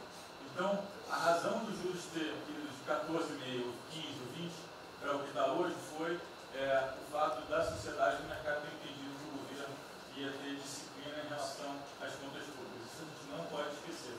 Tá? Me permite, Roberto, então você está dizendo aí que não só a Selic tem como uma taxa longa, nós devemos basicamente a PEC do teto, é isso? Isso. Estou dizendo exatamente isso. E depois também a Previdência. Então, dito isso, eu acho que é importante a gente passar essa mensagem. Um outro tema só, aí em relação ao plano, 3 pontos só que eu acho importante. A gente tem feito reuniões entre os banqueiros centrais de vários países do mundo, quase todas as semanas. Eu acho que tem 3 pontos que são importantes. Primeiro, existe um consenso hoje que o mundo privado está com muito medo de tomar risco. Então, que não vai ter como ter uma saída rápida sem que o governo não entre de alguma forma no mundo risco. Porque o mundo privado está com medo de tomar risco pelo fator medo. Que é o fator que o doutor mencionou, que eu acho que é muito importante. Se amanhã você permitir todo mundo no estádio de futebol ver um jogo, será que todo mundo vai sair de casa e vai? Qual é o fator medo? E o fator medo é interessante porque quanto mais informação você tem, mais medo você tem, porque a mídia joga medo. Então você tem hoje uma classe mais alta que tem mais medo que a classe mais baixa, exatamente porque eles têm mais acesso à informação e a informação enviesada. Então, o primeiro ponto é esse tomar risco. O segundo ponto rápido é um tema que eu acho que está muito crescendo também, crescendo bastante, que é a análise, que a gente chama de análise intertemporal. Quando você faz uma ajuda, quando o governo faz um gasto, geralmente acontece 2 coisas. Ou você bota fundo perdido, ou seja, esse gasto não vale nada, e aí vai ter um reflexo na economia, na taxa de juros, ou as pessoas exageram falando esse gasto vai ser um multiplicador. Provavelmente não é nenhuma coisa nem outra. O que eu acho que falta de analisar os gastos do governo é o quanto desse gasto que eu recupero lá na frente, via preservar empregos, via manter uma empresa viva que ia morrer. Então eu acho que falta análise completa do gasto. O gasto nunca é fundo perdido. Também ele nunca é muito multiplicador, ele é um meio do caminho entre uma coisa e outra. E o que eu acho que falta é a análise de eu vou gastar tanto e esse gasto vai ter essa efetividade. Por exemplo, existe uma percepção do mercado que dinheiro para o governador e prefeito é dinheiro jogado fora. Pode ser que seja mentira, mas existe essa percepção hoje. E tem vários vídeos rodando por aí, que os senhores devem ter visto, de que o dinheiro vai para a prefeitura e não vai parar, porque vai em bem intangível, que é difícil de controlar. Vai em programa que a pessoa nunca tem como monitorar. Então, acho que é importante esse tema de fazer essa análise intertemporal e ver realmente qual é a eficiência do gasto. E, por último, último ponto, conversando com investidores, a gente tem feito isso, inclusive nós fizemos uma conversa, 2 bancos centrais com investidores, inclusive de infraestrutura, e o problema principal que aparece em toda a conversa no Brasil, do investidor privado, é que, no passado, toda vez que o investidor privado entrou, teve muita sacanagem. O tema da governança é super importante. Então, eu estava conversando com o Marinho, a coisa mais importante desse projeto, na minha opinião, é garantir que a governança é boa. O investidor privado ter certeza que ele vai estar junto com o governo, ou ele vai estar em grande parte tomando risco, às vezes o governo vai tomar um pouquinho, mas que é uma coisa que ele não precisa se preocupar na frente da governança. E o jeito de melhorar a governança é colocar agentes internacionais que fazem governança mundial. A gente conversou um pouco sobre isso. É só isso. Obrigado. Obrigado. Ministra Damares, por favor. Perdão, Marcelo já falou? Não. Ministra Damares. Ministro, parabéns pela ideia, mas eu preciso lembrar e eu preciso fazer sempre isso para que a gente não perca o foco, a questão de valores, ministro. Esse governo tem o pilar dos valores. Não se pode construir nada neste governo sem a gente trazer valores. Nós estamos sabendo, e a gente está falando o tempo todo, que nós não seremos mais os mesmos depois dessa pandemia. O mundo não será mais o mesmo nós não seremos mais o mesmo, e nós vamos ter que fazer uma revisão de políticas públicas no mundo todo e no Brasil. Nós vamos ter que nos reinventar, com certeza. Neste momento, o que nós estamos vendo aqui no nosso comitê? Nós estamos buscando dados e não estamos encontrando dados. Nós recebemos um governo que não tinha dados, os dados que nós tínhamos eram falsos, mentirosos. Um Brasil de achismo, um Brasil de talvez, eu acho que é, talvez sim, talvez não. Políticas públicas construídas até agora nessa nação em cima de talvez e de achismo. Nós vamos ter que rever muita coisa. É um país plural. Quando a gente foi buscar os povos tradicionais agora para a gente construir enfrentamento ao coronavírus, nós descobrimos, ministros, que nós temos 1.300.000 ucranianos no Brasil. Ninguém nunca falou de ucranianos para nós no Brasil. Com a sua cultura totalmente preservada no Brasil. Nós estamos com 1.500.000 ciganos, e eu falava de 1.300.000, e são 1.500.000 ciganos. Nós estamos... Então, presidente, nós vamos ter que rever muita coisa na aplicação das nossas políticas públicas no Brasil. Os nossos seringueiros são em números maiores do que a gente imagina no Brasil. Então, tudo que nós formos construir, nós vamos ter que ver, ministro, a questão dos valores também. A questão, os nossos quilombos estão crescendo e os meninos estão nascendo nos quilombos e seus valores estão lá. Então, tudo vai ter que ver a questão dos valores. E quando eu falo valores, ministro, eu quero dizer para o senhor, nós estamos com quase 80.000 idosos em abrigos no Brasil. Eu me surpreendi com números. Nós estamos com quase 60.000 crianças em abrigos no Brasil. Os números estão me surpreendendo. E eu estou com um número absurdo de mulheres também em busca de abrigos por causa de violência. Então, tudo isso tem que vir para este pacote.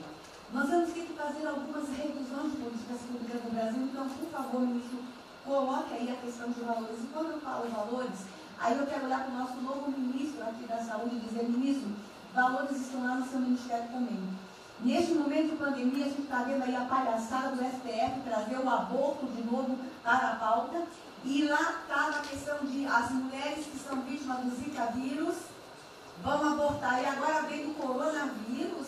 Será que vão querer liberar que todos que tiveram coronavírus poderão abortar no Brasil? Vão liberar geral? O seu ministério, ministro, está lotado de feministas que tem uma pauta única, que é a liberação do aborto. Quero te lembrar, ministro, que está chegando agora, este governo é um governo pró-vida, é um governo pró-família. Então, por favor. E aí, quando a gente fala de valores, ministro, quero dizer que nós estamos sim no caminho certo. A gente não precisa reinventar muita coisa, não. E eu quero citar aqui um exemplo da política indigenista como este governo estava construindo. Todo mundo começou a dizer, a esquerda começou a falar, que o coronavírus iria dizimar os povos indígenas no Brasil. O primeiro óbito, dia 12 de abril, sabe o que é isso? A forma como nós estávamos conduzindo a política indígena no Brasil. Primeiro óbito, dia 12 de abril. E eu fui lá para a Amazônia, no Roraima, junto com o presidente da FUNAI e o secretário nacional de saúde indígena, para acompanhar o primeiro óbito. A forma como a gente conduziu deu muito certo. Vamos ter que melhorar? Vamos ter que melhorar. E por que nós fomos lá, presidente? Porque nós recebemos a notícia que haveria contaminação criminosa em Roraima, em Amazônia, de propósito, em índios, para dizimar aldeias e povos inteiros para colocar nas costas do presidente Bolsonaro. Eu tive que ir para lá com o presidente da FUNAI e me reunir com os generais da região e o superintendente da Polícia Federal para a gente fazer uma ação ali meio que sigilosa, porque eles precisavam matar mais índio para dizer que a nossa política não estava dando certo. Então, o que a gente estava fazendo estava dando certo, o que nós estamos fazendo está dando certo. Então, aqui, general, todo o nosso trabalho que envolve políticas de valores precisa estar aqui no Pró-Brasil. E aí, presidente, só para encerrar, eu quero dizer para o senhor que a sua angústia tem razão de ser. Nunca houve tanta violação de direitos no Brasil como neste período. Direitos fundamentais foram violados. No nosso Disque 100 tem mais de 5.000 registros, ministros, de violação de direitos humanos. Mas o senhor tem uma ministra de direitos humanos e uma equipe muito corajosa. São mais de 5.000 procedimentos e ações que estão sendo construídos. Governadores e prefeitos responderão ao processo. Idosos estão sendo algemados e jogados de camburões no Brasil. mulheres sendo jogadas no chão e sendo algemadas por não terem feito nada. Nós estamos vendo padres sendo multados em R$90 mil porque estavam indo da igreja com 2 fiéis. A maior violação de direitos humanos da história do Brasil nos últimos 30 anos está acontecendo neste momento. Mas nós estamos tomando providências, a pandemia vai passar, mas governadores e prefeitos responderão processos. E nós vamos pedir, inclusive, a prisão de governadores e prefeitos. E nós estamos subindo o tom. E discursos estão chegando. Nosso ministério vai começar a pegar pesado com governadores e prefeitos. Nunca vimos o que está acontecendo hoje. Se eles falavam que nós éramos violadores de direitos, eles estão. Inclusive, o governador Wellington agora, ontem, determinou que a polícia poderá entrar nas casas. Vocês não imaginam o que ele vai fazer. Poderá entrar assinou. A polícia poderá entrar na casa sem mandato. Então, assim, as maiores violações estão acontecendo nesses dias. Então, nós estamos fazendo enfrentamento de mais de 5 procedimentos. O nosso ministério já tomou iniciativa e nós estamos pedindo, inclusive, a prisão de alguns governadores. Então, está aí algumas respostas. Valores. Por favor. Valores. Posso falar? Houve aqui uma apresentação, uma representação do ministro Paulo Guedes, que a senhora vai receber mais dinheiro. Obrigada. Ministro Marcelo, por favor. Obrigado, vou ser bem breve também. Primeiro, parabenizar o ministro Braga Neto pelo... Eu queria só deixar uma coisa seguinte, eu fico brincando. Não é trabalho meu, é trabalho da equipe, eu roubei ideia de um monte de gente, eu roubei ideia aqui, ali, eu roubei ideia, tá? Eu aproveitei a ideia, eu só coordenei. Um cronograma importante do projeto, obviamente, todos os ministérios, como o Ministério do Turismo também, já estamos finalizando até amanhã esse programa de retomada. E, presidente, o turismo, obviamente, ele tem uma importância muito grande para a economia, o Paulo Guedes sabe disso, mais de 8%, ou seja, quase 10% do PIB nacional é turismo. E o presidente falou que vai extinguir o Ministério porque o turismo acabou. Agora precisa do Ministério mais do que nunca, presidente. O turismo ele vinha numa crescente muito importante. No ano de 2019 cresceu 2,6%, enquanto a economia cresceu 1%, gerou 163% a mais de emprego do que o ano de 2018. E, obviamente, no meio dessa pandemia, foi o primeiro a ser impactado de forma brutal. O Rogério Marinho sabe bem disso e nos ajudou muito aí. Quero aproveitar para agradecer o Paulo Guedes, a Marinho também nos ajudou muito nesse processo, de contemplar, ou seja, de ter um plano de ação que viesse evitar o desmonte do setor do turismo, porque grande parte das empresas do turismo passou de um fluxo de caixa de 100 para 0 de um dia para o outro. Então, ações como a suspensão de contrato de trabalho, o ministro Moro também agradeço, teve uma ação fundamental para o setor, que foi uma medida provisória que contemplasse ambas as partes, tanto o consumidor quanto as empresas, através da Senacom, que impediu judicializações em massa, porque aquela pessoa que comprou o ingresso de um show ou um pacote turístico, ela, se fosse para cima das empresas ainda para pedir um reembolso de imediato, isso seria catastrófico, geraria mais desemprego ainda. Então, essa medida provisória garantiu que as empresas pudessem ter um fôlego, um prazo aí de até 12 meses para fazer esse reembolso. Um terceiro ponto foi a questão dos créditos, que está terminando de ser fechado junto ao BNDES. Agradeço muito aí também o Montesano, a Caixa Econômica também, o Pedro, o ministro Paulo Guedes, que o entrave maior estava na questão das garantias, mas a gente está conseguindo finalizar esse modelo de crédito para contemplar a todos, desde o MEI ao micro, pequeno, médio, o grande empresário no Brasil do setor turístico. O setor, presidente, ficou muito feliz, se sentindo contemplado com todas essas ações e medidas por parte do governo federal. Então, o setor do turismo no Brasil fizeram cartas com as principais associações agradecendo a postura do governo federal em relação a isso. Eu quero, presidente, falar um assunto aqui que talvez seja muito polêmico, mas eu acho que é importante esse debate nesse momento. Aí eu falo também para a ministra Damares, que eu sei que é uma pauta muito sensível também a ela, que é a questão, presidente, porque o Ministério do Turismo agora tem que ter um planejamento, um plano de atração de investimentos, que é o que gera emprego, renda, é o que ajuda, obviamente, a economia do Brasil. E para isso, presidente, eu acredito que é um momento propício nesse planejamento da retomada discutir os resorts integrados.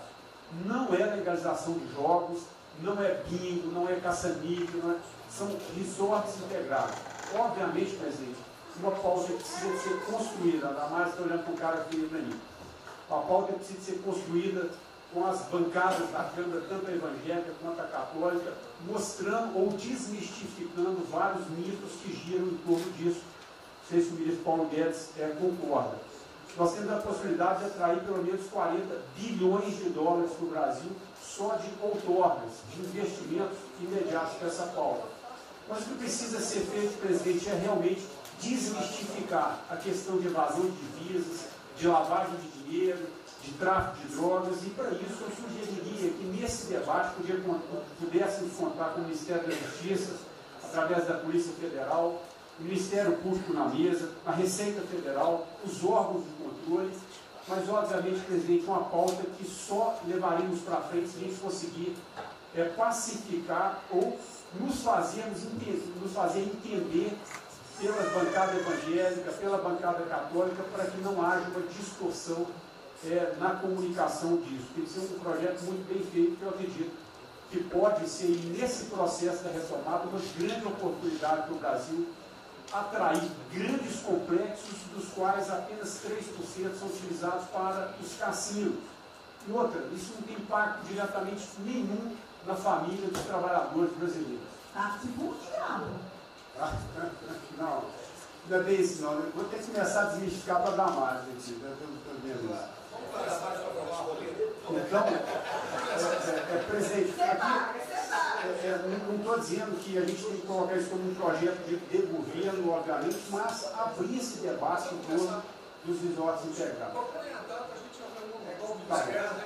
E para finalizar, presidente, o ministro Nelson, prazer estar aqui com o senhor a primeira vez, a gente fez um projeto muito bem elaborado, né, dentro do comitê de operações, que visa fazer com que os hotéis possam abrigar os profissionais de saúde, e só os profissionais de saúde.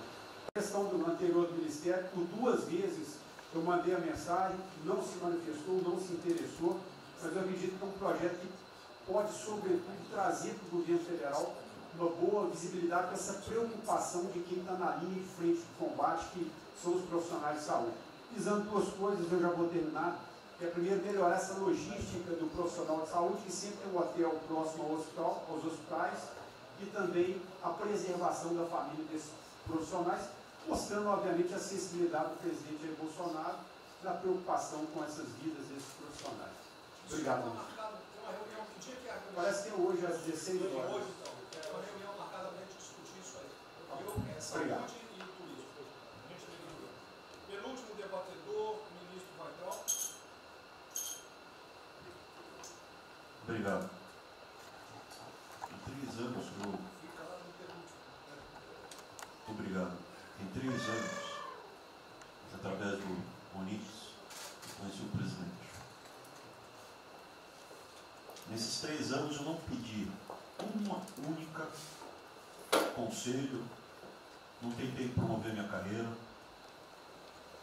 me ferrei na física, ameaça de morte na universidade, e o que me fez, naquele momento, embarcar junto, era a luta pela liberdade. Eu não quero ser escravo nesse país. E acabar com essa porcaria que é Brasília. Isso aqui é um campo de corrupção, de privilégio. Eu tinha uma visão extremamente negativa de Brasília. Brasília é muito pior do que eu podia imaginar. As pessoas aqui perdem a percepção, a empatia, a relação com o povo. Se sentem inexpugnáveis. Eu tive o privilégio de ver a mais da metade aqui desse time chegar. Eu fui secretário executivo do ministro Onix. Eu acho que a gente está perdendo um pouco desse espírito. A gente está perdendo a luta pela liberdade. É isso que o povo está gritando. Não está gritando para ter mais Estado, para ter mais projetos, para ter mais... O povo está gritando por liberdade. Ponto. Eu acho que é isso que a gente está perdendo. Está perdendo mesmo. O povo está querendo ver o que me trouxe até aqui. Eu, por mim, botava esses vagabundos todos na cadeia. Começando no STF. E é isso que me choca. Era só isso, presidente. Eu realmente acho que toda essa discussão de vamos fazer isso, vamos fazer aquilo, eu vi muitos ministros que chegaram, foram embora. Eu percebo que tem muita gente com agenda própria. Eu percebo que tem, assim, tem um jogo que é jogado aqui, mas eu não vim para jogar o jogo. Eu vim aqui para lutar. E eu luto e me ferro. Eu estou com um monte de processo aqui no Comitê de Ética da Presidência. Eu sou o único que levou processo. É um absurdo o que está acontecendo aqui no Brasil. A gente está conversando com quem a gente tinha que lutar. A gente não está sendo duro bastante contra os privilégios, contra o tamanho do Estado. E eu realmente estou aqui de peito aberto, como vocês sabem disso. Levo tiro, odeio o Partido Comunista. Está querendo transformar a gente numa colônia. Esse país não é. Odeio o termo povos indígenas, odeio esse termo, odeio. Povos ciganos, só tem um povo nesse país. Quer, não quer, segue ré. É povo brasileiro, só tem um povo. Pode ser preto, pode ser branco, pode ser japonês, pode ser descendente de índio, mas tem que ser brasileiro, pô. Acabar com esse negócio de povos e privilégios. Só pode ter um povo. Não pode ter ministro que acha que é melhor do que o povo, do que o cidadão. É um absurdo, a gente chegou até aqui. O senhor levou uma facada na barriga. Fez mais do que eu, levou uma facada. Mas eu também estou levando coisa e estou correndo risco. E fico escutando esse monte de gente defendendo privilégio, teta. Entendeu? É isso. Negócio, empréstimos. A gente veio aqui para acabar com tudo isso, não para manter essa estrutura. E esse é o meu sentimento extremamente chateado que eu estou vendo. Essa oportunidade se perder. Eu sou, evidentemente, eu estou no grupo dos ministros que está mais ligado com a militância. É evidente que eu era militante. Eu estava militando de peito aberto, continuo militando, do ponto de vista de carreira. Eu poderia ter tentado me dar bem. Não foi isso que eu fiz. Não foi isso que eu fiz. Sei que isso daqui é um palácio, existem intrigas palacianas, estou sendo muito franco. E a gente pode sim perder a liberdade, perder esse país. Ninguém vai se dar bem se a gente perder esse país. Quem vai se dar bem são pouquíssimas famílias. Pouquíssimas famílias. Não se iludam. Não se iludam. É isso. Deixa eu complementar aqui. O que o Ventralho está falando, eu estou com 65 anos. A gente vai se aproximando do que não deve. Eu já tenho me policiado tocante a isso daí. São pessoas aqui em Brasília, os três poderes, que não sabem o que é povo. Eu converso com alguns, não sabem o que é um feijão com arroz, não sabem o que é um supermercado, esqueceu. Acho que o dinheiro cai do céu. Eu estou com meus privilégios garantidos, meus 100 mil por mês, em média, 100 mil por mês a galera, né? Legalmente. E acho que isso não vai acabar nunca. Como alguns acham que a liberdade, qual é desse cara? Tá maluco? Eu estou vendo mais antigo aqui, o João Helena aqui. Ele sabe o que é mesmo que foi 64. Muitos aqui não sabem. Essa cambada que tentou chegar no poder de 64, se tiver chegado, ele estava fudido todo mundo aqui. Cortando, eu estava felicíssimo cortando cana, ganhando $20 por mês. Não pode esquecer disso. Nós não podemos esquecer o que é esse povo. Eu vou convidar os ministros para domingo e passar a semana da Guadia. Convite, né? Não é missão, não, convite. Para ver como é que está o cara na esquina. Para ver uns merda para falar aí, né? Uns merda de sempre. O cara rompeu o isolamento, está dando peça. Tem peça pro cacete, pô. Está passando fome, está na merda, pô. Sentiu o cheiro de povo. Como eu falei, lá. É uma experiência para todo político sentir. E lá vem como é que está o negócio. Ou a gente tem que estar como se fosse, né, um general na retaguarda e deixar a tropa se enferrar na frente. Não, o general está na frente, o coronel está na frente, o capitão está na frente. Nosso herói da Segunda Guerra Mundial estiver na frente do campo de batalha. Se precisar aqui, tenho certeza que as Forças Armadas vão cumprir com o seu papel, mas, né, nós temos que dar exemplo. E mostrar que o Brasil não é. Eu sou mais educado que o Ventral, até me poli muito, né, o linguajar que ele usou, mas não é isso. Que o pessoal pinta por aí, se reunindo de madrugada, para lá, para cá, cima de informações. O meu funciona. O meu particular funciona. Os que tem oficialmente desinformam. E voltando ao tema, eu prefiro não ter informação do que ser desinformado por cima de informações que eu tenho. Então, pessoal, muitos vão poder sair do Brasil. Mas não quero sair, ver a minha irmã de Eldorado, outra de Cajati, o coitado do meu irmão, capitão do exército de Miracatu, se fuder, pô.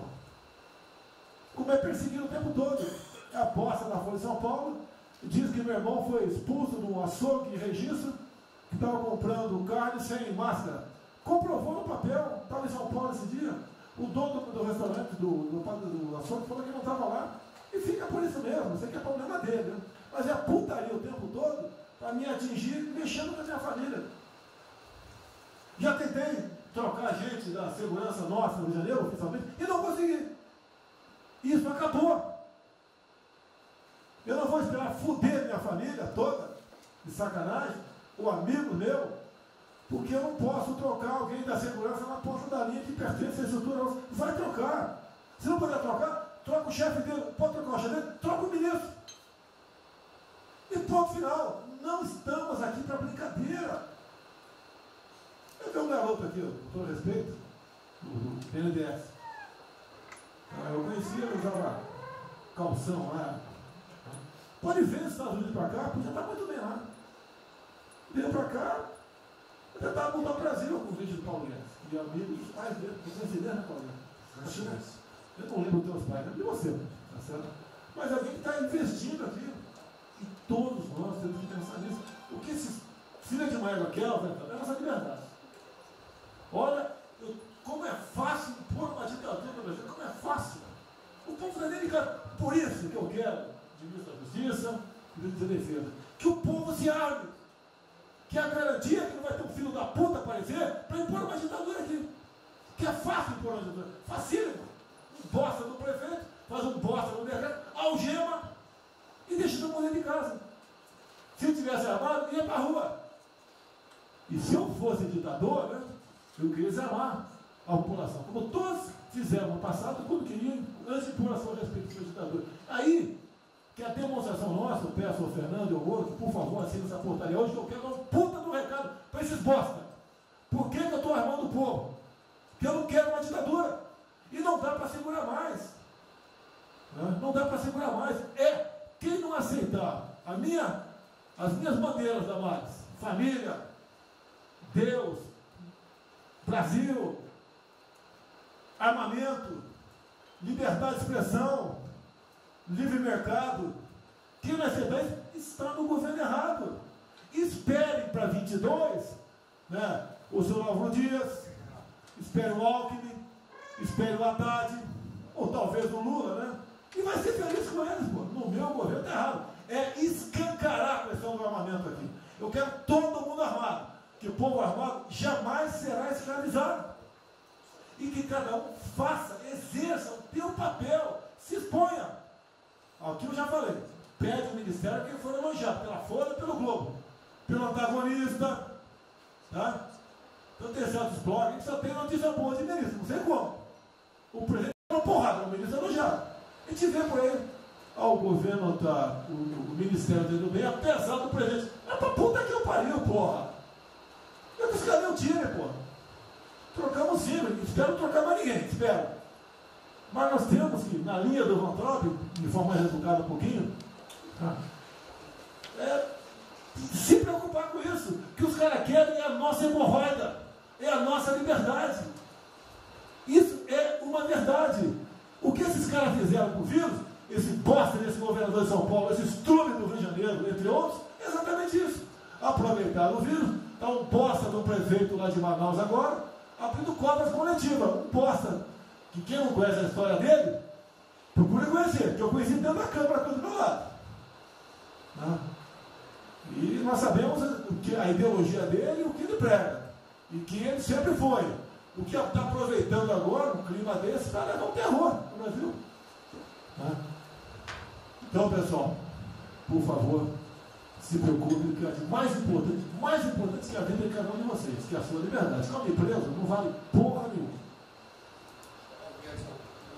Bom, presidente, esses valores, esses princípios, e o alerta do Mental é válido também, como sua evocação, é que realmente nós estamos todos aqui por esses valores. Estamos aqui por esses valores. Nós não podemos esquecer disso. Nós podemos conversar com todo mundo aqui, porque é o establishment, porque nós precisamos dele para provar coisas, mas nós sabemos que nós somos diferentes. Nós temos noção que nós somos diferentes deles. E quando eles cruzam a linha, a gente solta a mão e sai andando sozinho. Enquanto eles estiverem no trilho conosco, no caminho, fazendo as reformas que nós prometemos, nós estamos juntos. Mas que o cara soltou a mão, passou para o lado de lá, deixa o cara sozinho, a gente continua sozinho e vai procurar outra conversa, em outro lugar. Então, eu acho que manter essa ideia que nos trouxe aqui, e eu tenho dito isso em todo lugar, e lá fora, eu converso, semana passada, conversei com os ministros da Fazenda de G20, conversei com os ministros também de Economia dos BRICS, e a mensagem que eu levo é sempre a mesma: o Brasil vai surpreender o mundo.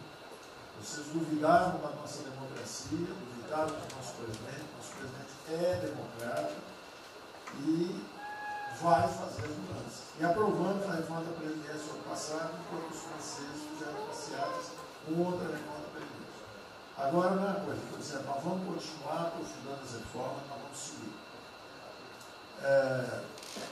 Eu conheço todas as histórias de reconstrução por profissão, obrigado a estudar isso, a reconstrução da Alemanha, na Segunda Guerra, a Primeira Guerra com o Chávez, a Segunda Guerra com o Ludwig, a reconstrução da economia do Chile com os caras de Chicago, o caso da fusão das duas Alemanhas. Eu conheço profundamente, um detalhe, não é de ouvir falar, de ler 8 livros sobre cada reconstrução dessa.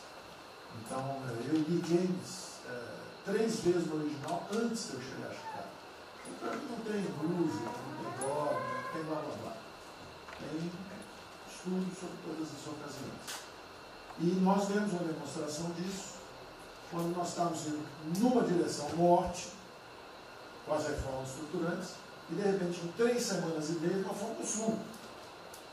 Nós fomos elogiados hoje lá fora, semana passada, todo mundo elogiando, fazendo referência, que o Brasil está à frente de todos os emergentes, e Paris passou ali, só está atrás um pouquinho dos Estados Unidos. Os Estados Unidos está naquele caso, que é o cara que tem a moeda forte, ele tinha 1 trilhão para cada problema que eles têm e ninguém reclama. Fizemos vários programas antes dos alemães, vários programas antes dos ingleses, vários programas, de todo tipo. Então, se não existe algo aqui, é dogma. Existe capacidade de trabalho com um grupo extraordinário que eu tenho. Então, nós atacamos em todas as direções. Primeiro, o campus foi lá e reduziu os compulsórios em 200 milhões.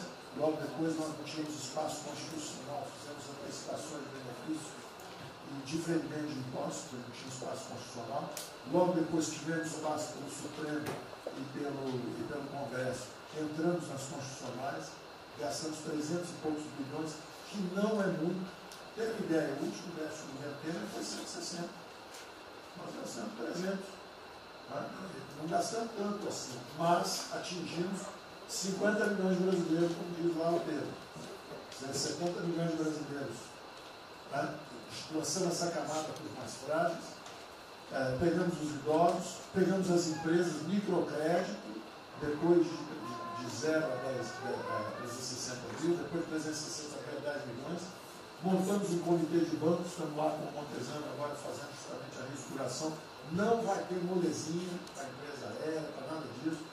dinheiro, nós vamos botar usando a melhor tecnologia financeira lá de fora, nós vamos botar dinheiro, vai dar certo, nós vamos ganhar dinheiro. Nós vamos ganhar dinheiro usando recursos públicos para salvar grandes companhias. Agora nós vamos perder dinheiro salvando empresas pequenininhas. Então nós estamos fazendo tudo by the book direitinho. Na conversa com os ministros da Fazenda lá de fora, eu disse que nós estamos com um déficit extraordinariamente alto esse ano, da mesma forma que eles, está todo mundo na mesma direção, só que nós caímos no chão com uma confusão, tiro, porrada e bomba, mas nós não perdemos a bússola. A gente cai, levanta e sabe para onde nós temos que ir. Nós não vamos perder a bússola. Nós sabemos dos valores, sabemos dos princípios, sabemos o que nós estamos defendendo. Estamos defendendo liberdade, liberdade econômica, liberdade política. Nós sabemos o que nós estamos defendendo. E estamos agora, no meio dessa confusão, derrubando a última torre do inimigo. Uma coisa é que nós vamos fazer a reconstrução e a nossa transformação econômica. A outra coisa são as torres do inimigo que a gente tinha que derrubar. Uma era excesso de gasto com a Previdência, derrubamos assim decano. A segunda torre era os juros estão descendo, vão descer mais ainda. O Campos tem o mapa já, estamos descendo. Então, para ter uma ideia, o ano passado, para esse ano, 120 bilhões a menos de juros. Um plano Marshall por ano, né? 100 mil de juros a menos. Então nós sabemos, e é nessa confusão toda, todo mundo está achando que estão distraídos, abraçaram a gente, enrolaram com a gente, nós já botamos a granada no bolso do inimigo. 2 anos sem aumento de salário. Era a terceira torre que nós tínhamos que derrubar. Nós vamos derrubar agora também. Isso vai nos dar tranquilidade de ir até o final. Não tem jeito de fazer um impeachment se a gente tiver com as contas arrumadas, tudo em dia. Acabou, não tem jeito, não tem jeito. E o presidente está no ponto futuro. O presidente falou o seguinte: tudo bem, tem a primeira onda que é da saúde, mas tem a segunda que é da economia. E uma vem agarrada com a outra. Nós estamos ainda tentando sair da primeira, a segunda já está querendo bater. Eu ainda acho que nós estamos preservando os sinais vitais da economia brasileira. Para mim, ainda é um urso hibernando. Baixa sua energia para zero, consumo de energia para quase zero, só respira. Mas quando você sai da luta, você sai para comer o primeiro bicho não passar, você tem força. Nós não podemos deixar isso graças à super safra da nossa Tereza, à logística do Tarcísio, a comida está chegando, as exportações estão seguindo. A China é aquele cara que você sabe que você tem que aguentar, porque para vocês terem uma ideia, para cada $1 que a gente exporta 3 na China. Você sabe que ele é diferente de você, você sabe que geopoliticamente você está do lado de cá. Agora você sabe o seguinte: não deixa jogar fora aquilo ali, não, porque aquilo ali é comida nossa, né? Estamos exportando para aqueles caras. Não vamos vender para eles, é um político nosso. Mas vamos vender a nossa história para eles. Isso a gente pode vender à vontade. Eles vão comer. Eles vão comer. A Índia também vai precisar comer. Vai ser o trading da água. Eles vão dizer que é a melhor trading da água. Um dia alguém comentou comigo, acho que foi o Campos, não foi o Campos? Foi. É o trading da água. Quer dizer, os caras precisam de alimento, não tem água, nós temos muito mais água do que eles têm. Então eles vão ter que abrir mão da agricultura para fazer outras coisas e nós vamos poder exportar para eles também. Então nós temos um mapa de voo bom, nós temos uma equipe jovem, preparada, todo mundo trabalhando junto, e nós não vamos perder o rumo, nós não podemos perder o rumo. Então vai ter muita conversa, vamos para cá, vamos para lá, vamos fazer isso, vamos fazer aquilo, não vamos perder o rumo não. Pode dar vestimento, bota perucadora, passa batom vermelho, faz uma opção de coisa que for necessária politicamente, mas não vão perder o rumo econômico, não, nós sabemos onde nós estamos. Então, eu estou só dando uma mensagem de tranquilidade para todo mundo aqui, que é o seguinte: nós não estamos fazendo nada exótico, dogmático, nada disso. Nós estamos indo numa direção, fizemos o que o mundo inteiro fez, em 3 semanas e meia, nós fizemos o que o mundo inteiro fez, só que nós não vamos perder o rumo, não. Nós sabemos para onde nós vamos voltar já já. Tá certo? E se o mundo for diferente, nós vamos ter capacidade de adaptação. Por exemplo, eu já tenho conversado com o ministro da Defesa, já conversamos algumas vezes, quantos 200 mil, 300 mil, quantos jovens aprendizes nós podemos absorver nos quartéis brasileiros? 1 milhão?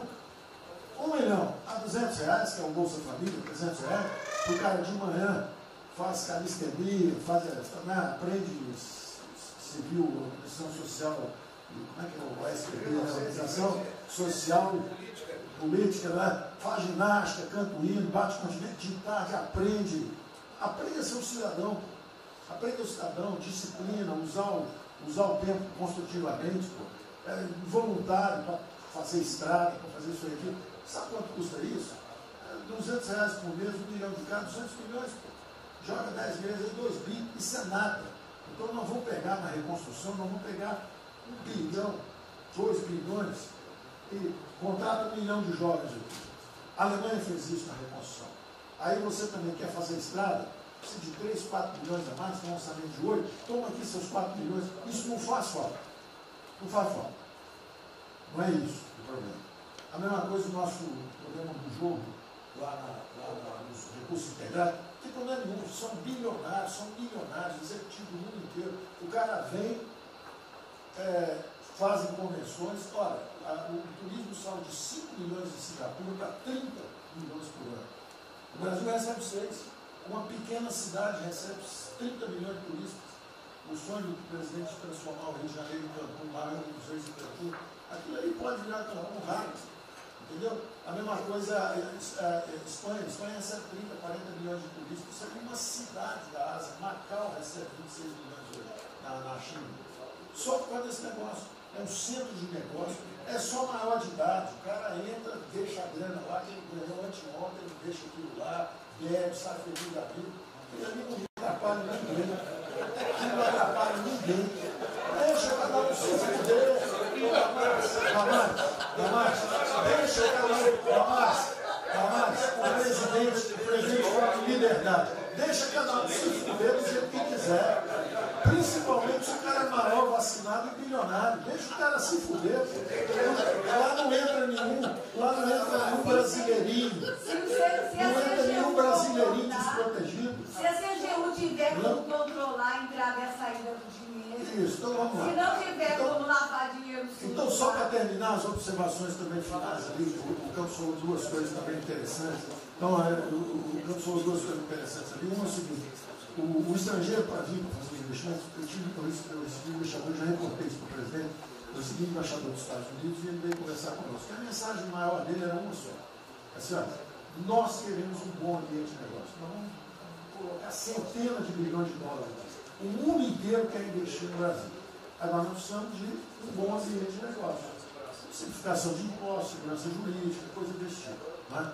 Então, o secretário do Comércio americano, que é o Wilbur Ross, o cara me disse o seguinte: eu só tenho um conselho para vocês.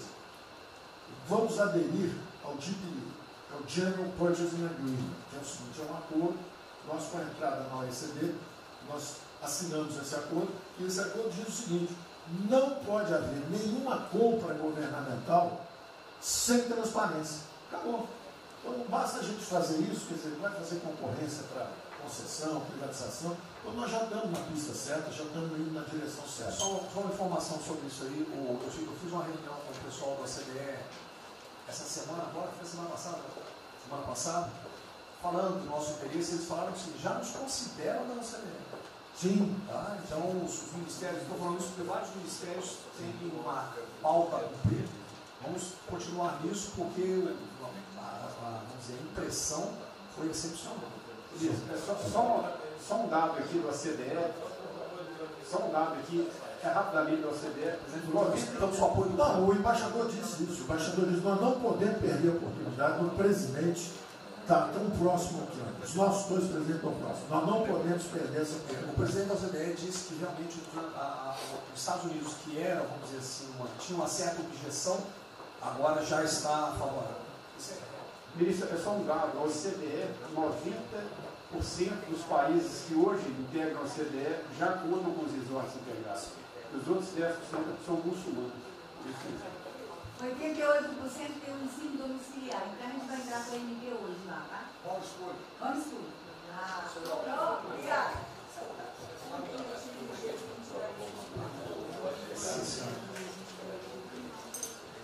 Uma nova ordem para o coronavírus. Muitos países vão colocar regras para ter estoque novamente. Eu acho que não é o nosso caso. Nós temos que ter acesso a mercado,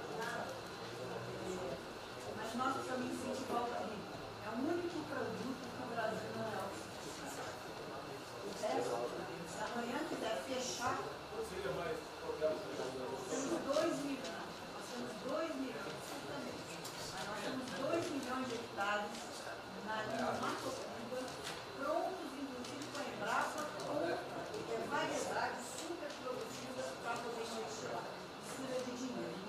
uma coisa. O dinheiro que volta, financiamento. Nós precisamos rebaixar os juros. A agricultura não aguenta 9% de juros, é muito alto. Sobre o Brasil, não fala nada, não. O Banco do Brasil não está tudo em cobra. O Banco do Brasil não está tudo em cobra, porque não é privado nem público. Então, se for apertar o Rubem, coitado, ele é super liberal. Mas se apertar ele e falar, bota o juro baixo, eu não posso, senão a turma, os privados, meus minoritários, me apertam. Aí você fala assim, bota o juro alto, eu não posso, porque senão o governo me aperta. O Banco do Brasil é um caso pronto de privatização. É um caso pronto, e a gente não está dando espaço. O senhor já notou que o BNDES e a Caixa, que são nossos públicos, a gente faz o que a gente quer. O Banco Brasileiro não consegue fazer nada, ele tem um liberal lá. Então tem que vender essa porra logo.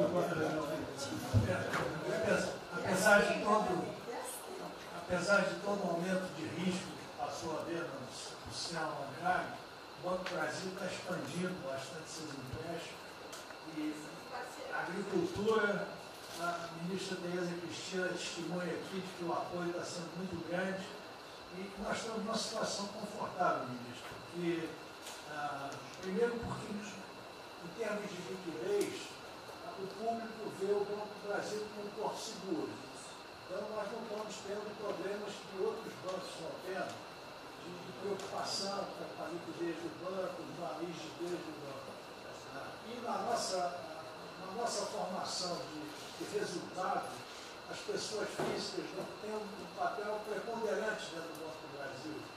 E nós temos a felicidade, nesse momento, de contar com folhas de pagamento de empresas públicas, das Forças Armadas, né, que em termos relativos estão numa situação mais segura do cidadão comum, que não participa de empresas públicas. Mas só confessa o seu sonho. Confessa o sonho. Confessa o seu sonho. Em relação à privatização... Foi 23 da confessa agora? Em relação à privatização, eu acho que fica claro que com o BNDES cuidando do desenvolvimento, com a Caixa cuidando da área social, o Banco do Brasil estaria pronto para um programa de privatização. Né? Mas isso a gente pode fazer. Só se discute, só se fala isso em 23.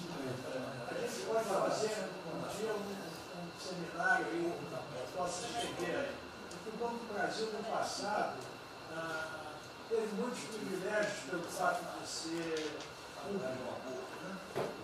As folhas de pagamento vinham naturalmente do Banco do Brasil para a Caixa, a administração dos depósitos judiciais eram sempre do Banco do Brasil e da Caixa. Hoje isso tudo é processo de concorrência.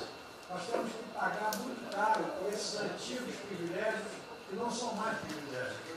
E fica só o lado ruim de ser estatal, pesando no Banco do Brasil.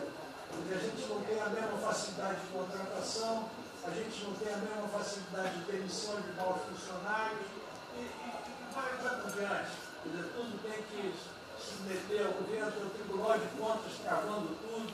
Né? O Tribunal de Contas, hoje em dia, é uma usina de terror. Se a gente faz alguma coisa, está arriscado ir para a cadeia. Se não faz, é processado por inação. Você não tomou as providências que tinha que ter tomado. Virou um terror isso. Se ficar o bicho quieto, se correu para o ponto. Agora, se me permite, eu queria fazer uma observação rápida sobre a área de medicina. Eu acompanho os números diariamente. Eu vejo que os óbitos, eles chegaram diários, passaram de 200 durante alguns dias, 4, 5 dias, mais de 200 pessoas sendo mortas. De uns 4, 5 dias para cá, esses óbitos caíram bastante, já não chegam mais na casa de 200. A minha sensação, de quem não é especialista no negócio, mas que observa os números, é que o tal do pico, o tal famoso pico, que gerava tantas preocupações, a minha sensação é que esse pico já passou. Né? Agora... É que o senhor não viu o número que nós mostramos aqui agora, mas isso é outra história. Senhores, sem querer cortar, muito obrigado a todos, porque senão não teria.